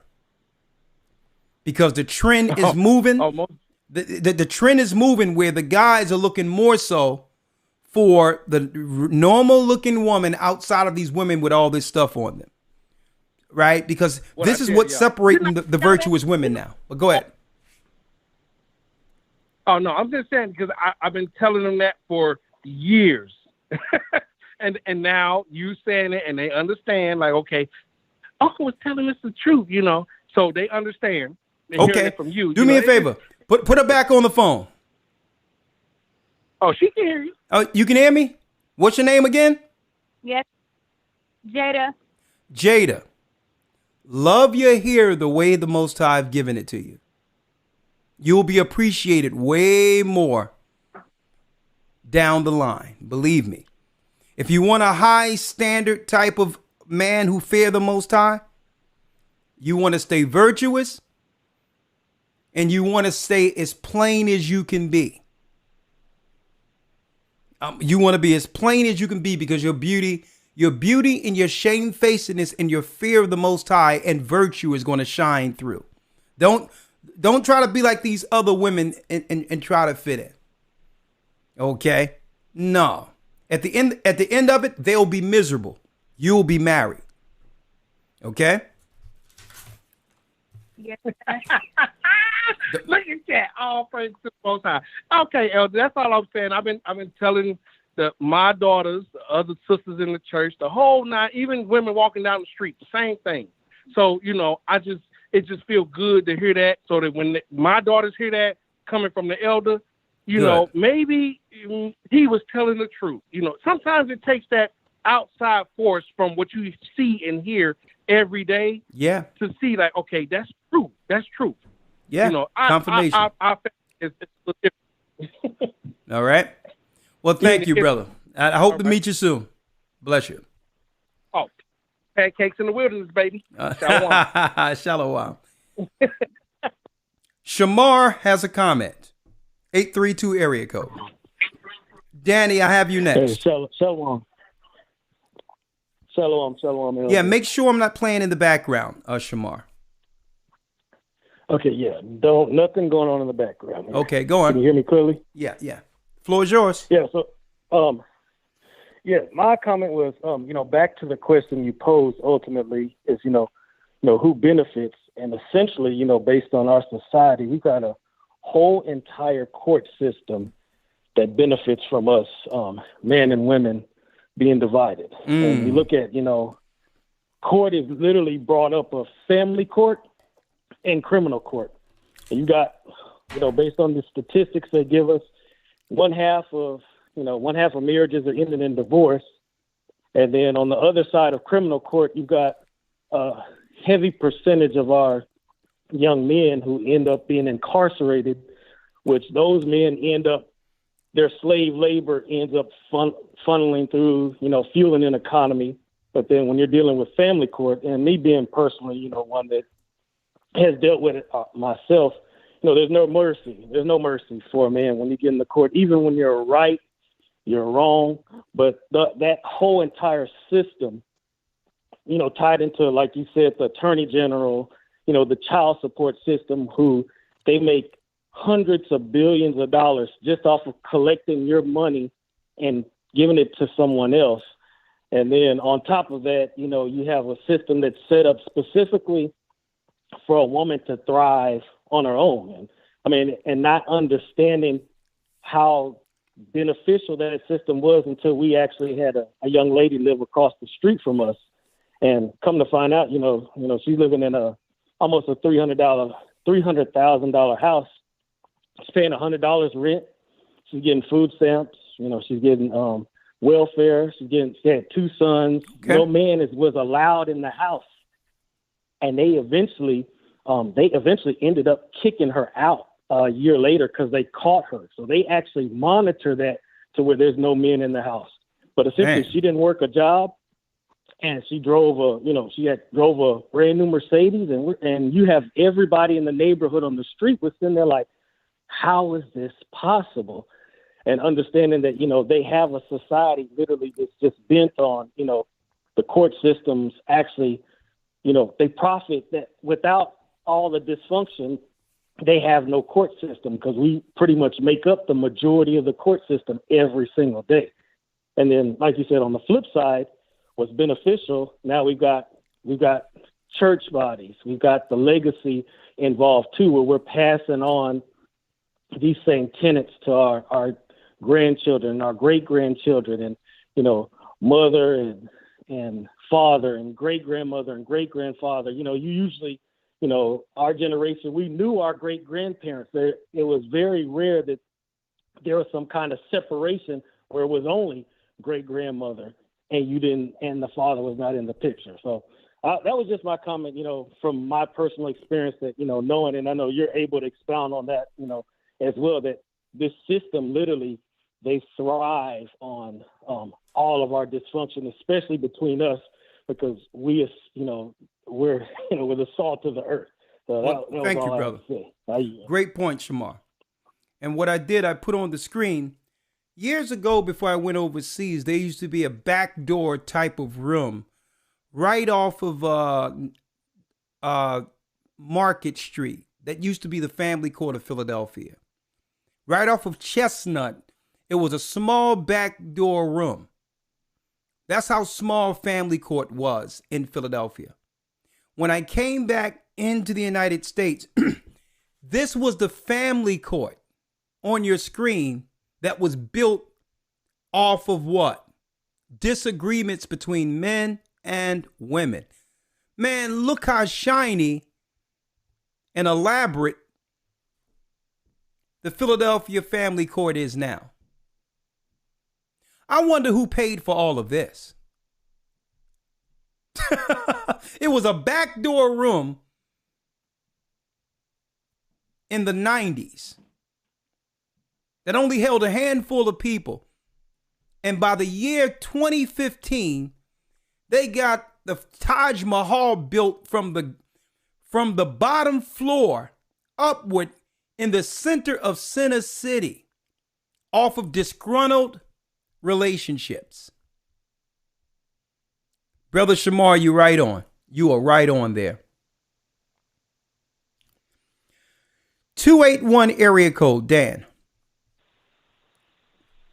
Shalom, elders. How are Shalom. Oh, I'm blessed. And I'm just grateful to be here. Very quickly on the topic, men and women at odds. It's so on time. Me being someone who kind of listens into a lot of what Kevin Samuels has to say and has to spit out a lot of the bones when it comes to him. So, you know, I can easily see how a man who has been scorned can cleave unto him and become the opposite of what the Most High has for him. I can see that too. I can easily see, I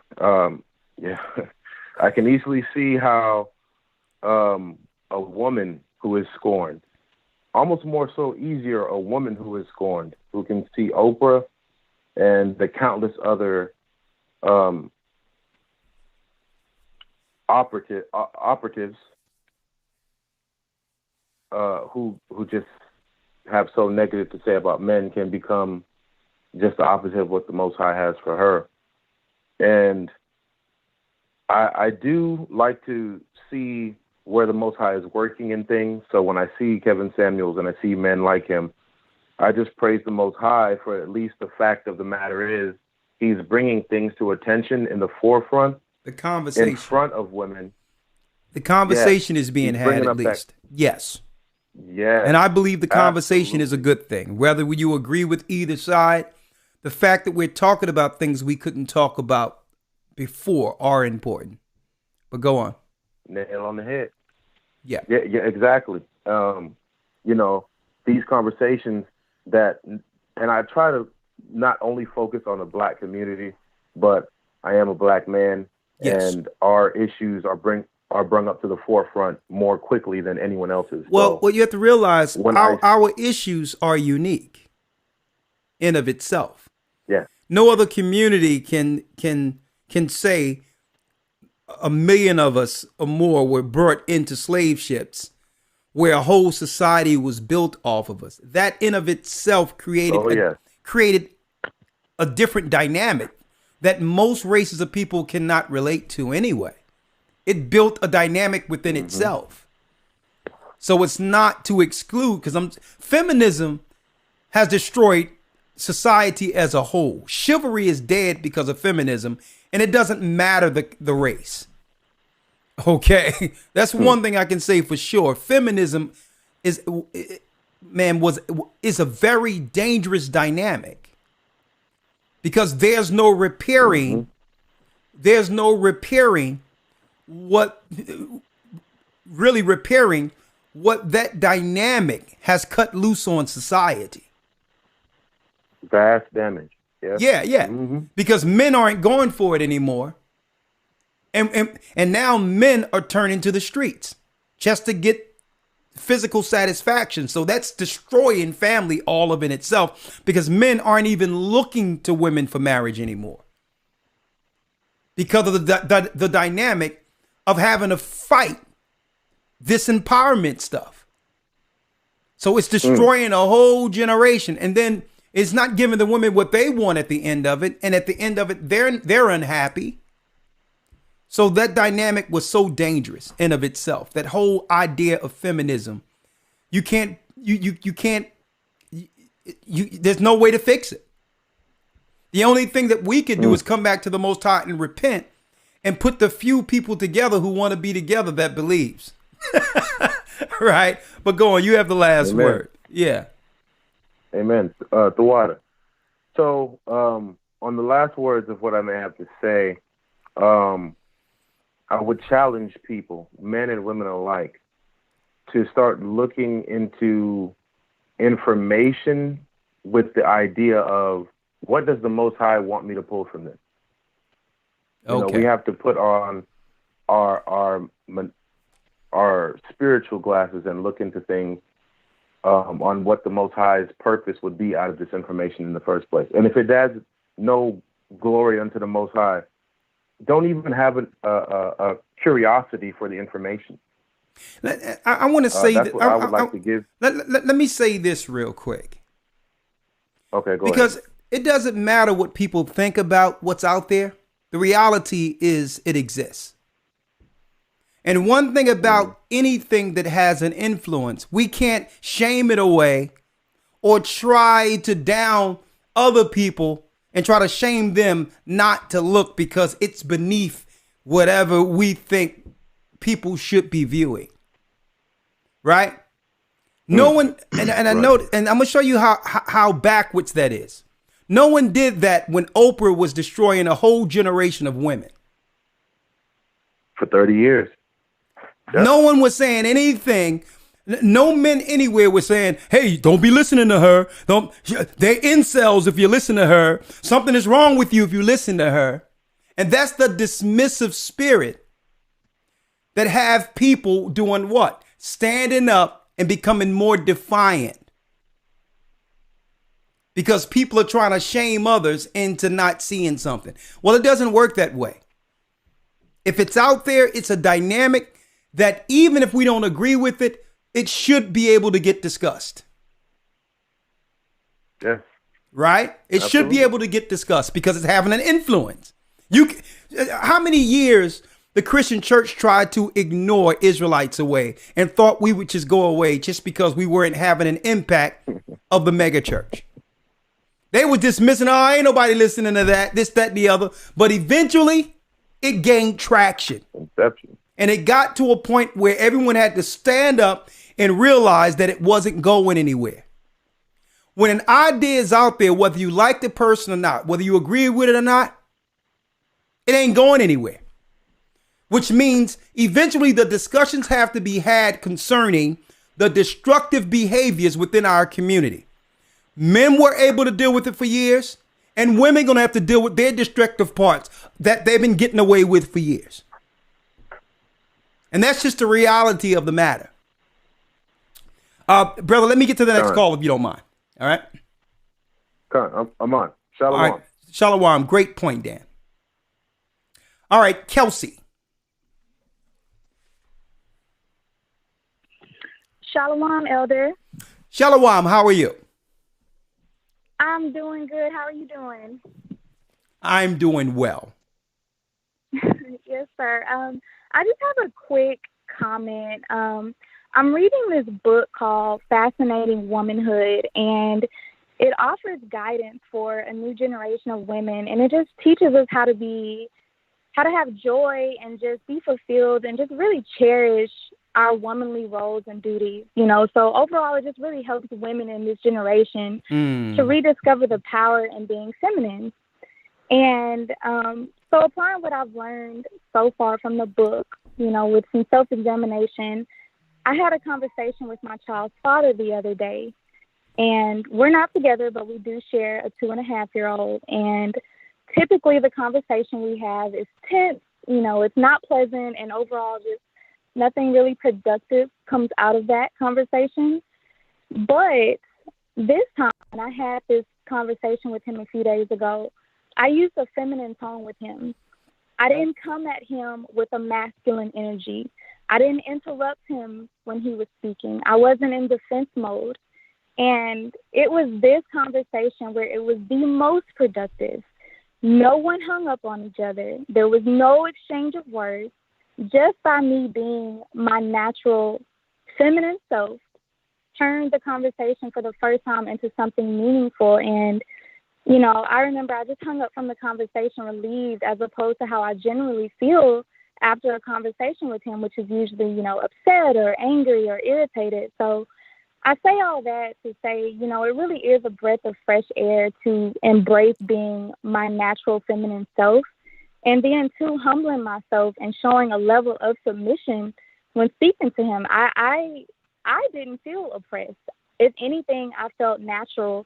And like I said, I just felt really relieved. So okay. I just thought I'd share that. Let me ask you this. You said you have a 2.5-year-old son, daughter? What? A son. Yes, sir. Okay. And you're no longer with the father? Correct. Is there any way that there can be some level of reconciliation for the sake of your son? I don't believe so. Okay. No, I'm just throwing it out there because at the end of the day, there's no one going to love that boy better than him. And whoever you might run into, I'm going to tell you, it's not easy out there bringing a stranger amongst your son. It's not easy. So I'm going to put that out there, and hopefully the Most High can bring it around where that young man grow up and understand what a nuclear family looks like. All right. All right. Hi. Yes, sir. All right. Bless you, Kelsey. All right, we have the preacher's daughter on the phone. It says did he says preacher daughter? Ooh. We have the preacher's daughter. She has a comment and question. Preacher's daughter. Shalom, elders. I really enjoy this conversation today. I spoke with you a few months ago. An elder was supposed to give me a call. I work for the food bank, and I was waiting for that call, but I never got it. Wednesdays are now kind of bittersweet for me. My cousin, it's a group of us. We all are in the truth. We've been with GLCC for years now.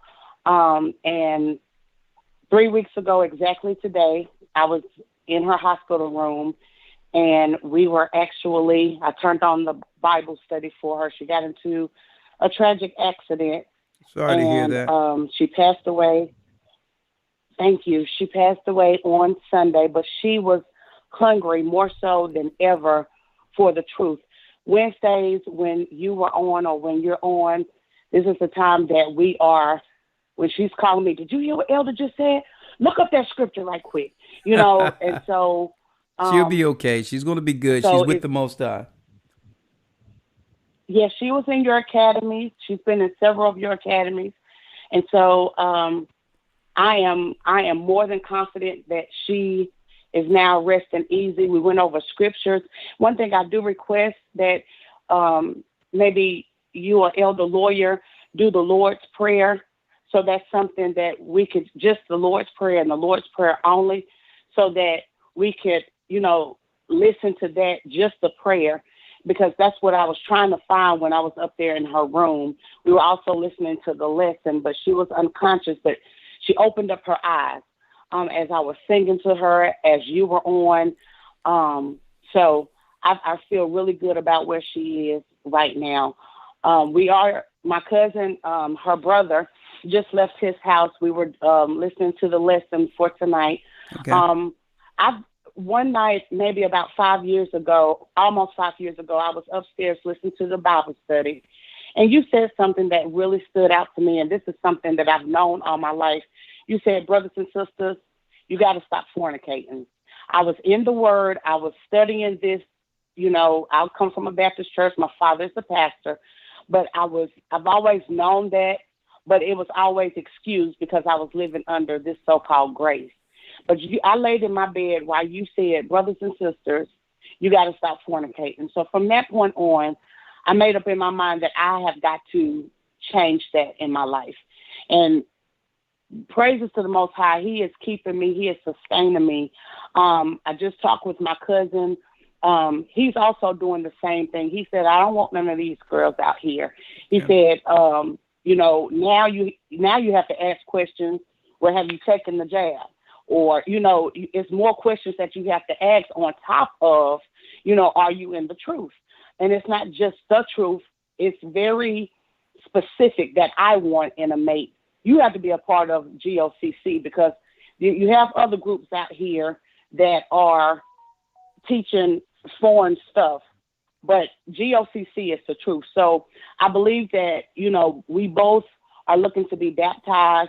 Even my coworkers at work that I've turned on the GOCC, who goes around the whole building cleaning up, she's listening to you all day, every day. She's brought me books and everything, the full Apocrypha with all the books in there, the book of Enoch and all of that stuff. So we're hungry here in Winston-Salem and in Greensboro and in Charlotte to get baptized and to be a part of the church. And I also still want to give to the church because I have access to food. So all right, I yield back. Okay, well, thank you, and I'm sorry to hear about that. What I'll do is I'll take the Lord's Prayer. We will we'll put it on the main channel, A Gather 144. So I'll send the file to AC, and he'll upload it with probably one of the pictures of one of the pictures of the music that we do. Okay. The Lord's Prayer, I'll just have them just put it up on our main page, A Gather 144, where if someone want to see it or hear it, even while sleeping or whatever, they'll be able to just listen to it directly from the page. So I'll do that. What is your first name again? Kimberly. Kim, okay. All right, so what I'll have Elder Lawyer do, preacher's daughter. What I'll do is I'll put your number down. I have it here. One moment. Hold on. And Elder Lawyer, make sure you get this number to Bishop Al. Okay, so that she can connect with the church there. Someone should have been reached her. Okay, so I'm going to do that now, sister. I'm going to make sure. I just sent that to Lawyer. I'm going to take your information down for myself in case they don't reach you. I'm going to follow up to make sure. And I'm going to make sure the Lord's Prayer is placed on the main channel before tomorrow. And may the Most High receive her in paradise, okay? Absolutely. And can you do it also in Hebrew so we can have it in English and in Hebrew? We're going to do it. What you've been hearing on the Sabbath is what we'll put up on the page, the whole thing. All right? Okay, perfect. Bless you. Perfect. Shalom. Right. Shalom. Last call for tonight, Candace. Candace has a question and a comment. Shalom, elders. How you doing? How Can y'all are hear you? me? Yes, Candace. The floor is yours. You have a question and comment? or vice versa? Yeah, it's a little bit of both. I just want to make sure y'all can hear me correctly. Okay. Yes. All right. So, Shalom Elders, I've been following y'all since 2009, 2010. I appreciate everything, all the wisdom that y'all put out. Praise y'all the are, Most like, High. gracious to me. I appreciate all of that. What I need to say to y'all is, really, I'm just trying to figure out like what's going on through my life in my house. I love y'all. Everything that's going on is like right now. I don't envy the world. My family, we don't envy the world. Let me know if I do speak too fast because I actually am from Texas. And Okay. I know Texas people from Texas. We kind of talk a little too fast. No, I can communicate with Texans fine. Talk to me. Okay. My accent has changed a little bit because I've been in Ohio and everything, but my language is a little different. Like I said, I appreciate everything. But my thing is this. My family, what I'm going through, my question is this. How I'm trying to make sure my husband is where he needs to be. I am everything that he needs to be in a woman. And our kids were everything that we need to be, but I'm trying to make sure he needs to be where he needs to be. Well, sister, We're hold going on. through so much. But sister, what do he sorry. want? Go ahead. What does he want? You're saying what you want for him. But do he want to be the man? Does he want to be the man that the Most High expects him to be? An elder, he does. Okay, well, there we go. He Let's does go. want to be that man. Okay. He does want to be that man as the elder that everybody want him to be. But I'm going to be honest with you, he's going through so much. And I feel like I'm his backbone, but I'm hurting right now because I'm trying to make sure he's where he needs to be. I don't understand. That's open-ended, vague. You have to tell me what exactly is happening here. What you have a question and comment. What is it? I know, and that's my thing. My thing is this. I'm very personable. I don't really speak too much. I really need to speak to y'all on a different level. But my thing with him is... You mean you would need to speak to us outside of a broadcast? Okay. I really do. All right. So let me write down your number because maybe I can actually come to y'all. I need to speak to y'all. Okay, that's fine. I'll write down your number and someone will call you. Okay. I appreciate that. All right. One moment. And you're in Ohio right now? Yes, we are in Dayton, Ohio. Okay. We'll give you a call tomorrow, okay? Appreciate that a lot. Bless you and keep that family together. I'm trying. Trust me, Elder. Trust me. I'm trying. I'm the backbone of this family because if it's not for me, I'm like that one. Hey, that's everything. A virtuous woman. Congratulations. They're few and far in between. I learned a lot. I've learned a lot. I lost a lot. I just lost my dad and my older sister, so I'm learning a lot, and I refuse to let anything come across us any type of way. Well, I'm sorry to hear that. All right, but we will talk soon, all right? No worries, Elder. No worries, Elder, because everything happens for a reason. That is true. It's all in the hands of the Most High. So we'll give you a call tomorrow, and it truly is, and once me and you talk, you're going to understand what I'm saying, Elder. And I love you to the death of me. I love y'all. Y'all are everything. Y'all have no understanding of how much I've been listening to y'all and watching y'all since 2009. I've been a part of y'all since then. Me and you, Elder, we met a long time ago. We took pictures together. We did we? So trust me. Where yes, at? We did. In Columbus.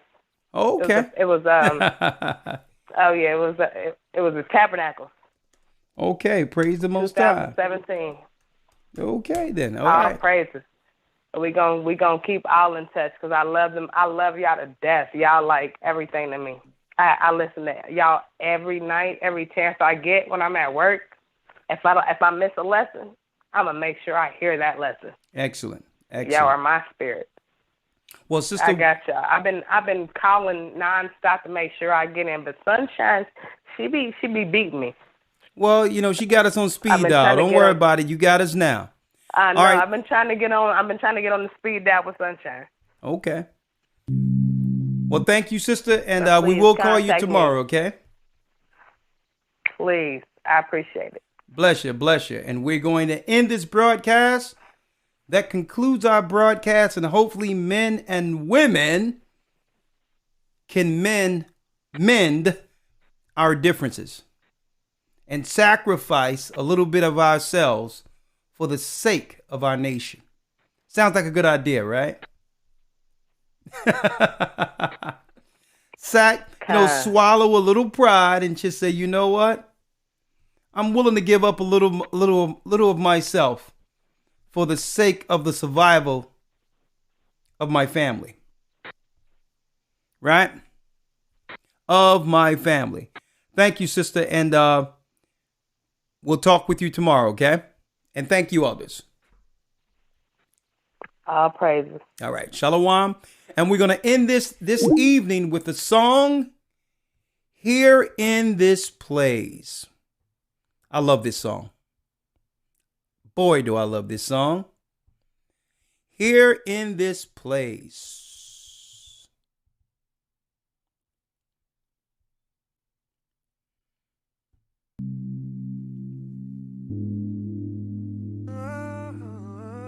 We just want to give you thanks right now for all that you've done. As we open our minds and our hearts and give you praise. You sent your son. Here in this place, we marvel at you. He was persecuted. We humble ourselves in your grace. We just want to give you love. Here in this place, bearing your fruit. As we seek your face, here in this place, we won't forget what you did on that cross. That's right. We give you praise. Right now, we're just gonna open our hearts and our minds. Here in this place, we give you praise. All praises to our higher by Yeshua Yeshaya, Robo Wakadash, the Father, Son, and the Holy Spirit. Here in this place, we marvel at your glory. We humble ourselves in your grace. Here in this place, as we seek your face, here in this place. Go ahead, boy. We give you praise. Here in this place, we give you praise. Give you praise. All praises be to a higher. Here in this place, he hung on that tree, he bled, he died, he rose. It wasn't by works that any man could ever boast. I pray that your heart's convicted, cause some will abort the mission. We will endure, we will enjoy as we walk in this truth. In His likeness, we will walk in His love, in His righteousness, bearing His fruit to the end of days. Reflect all His ways. Here in this place, we marvel at your glory. We humble ourselves in your grace. Here in this place, as we seek your face. Here in this place.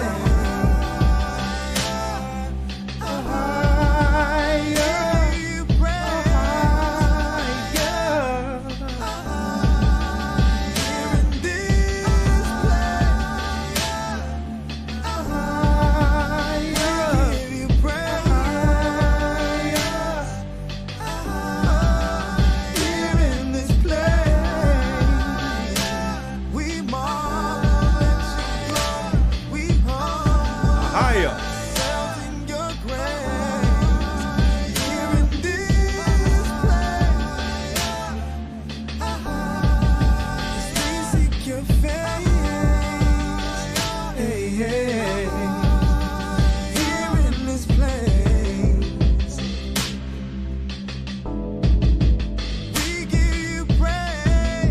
praise. We love you for sending your only son, awakening the 12 tribes of Israel throughout the four corners of the earth. There's no other God like our God.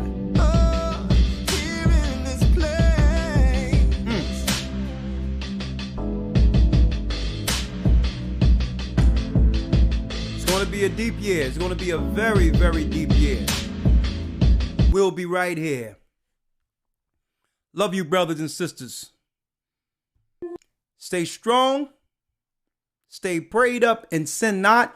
A new academy starts February the 6th. Hope to see you there. Go to historytimes.org. May the Most High be with you. That's right. Stay prayed up. Sin not. We will soon see Zion.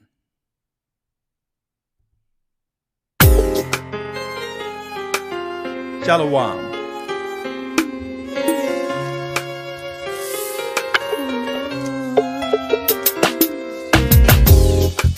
The East is where we're from. The 12 tribes of Israel.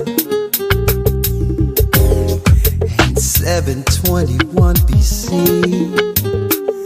the Assyrian king, he took us down, we fell. With a great escape, we went through the Euphrates. Shalom, brothers and sisters. The Lord held the water still. To a land where no mankind dwelt, we went. The 12 tribes of Israel. So we be Manasseh, the Cubans, Ephraim from Puerto Rico, and Valley from the Isles of Hawaii. The Lord is calling back Israel. Zebulon from Panama, Gad, the North American Indians, Simeon, the Dominicans. The highest gathering in Israel. The Arabs and Africans told us at gunpoint to gather our wives and children, then sold us. In the belly of these great ships we traveled in fear. By the rivers of Babylon we found our brothers here. A high gatherer Asher in Colombia, Reuben from Australia, Issachar, the Mexicans, a highest gathering in Israel. Judah, the Negroes, Benjamin, the West Indians, Levi, the Haitians, a highest gathering in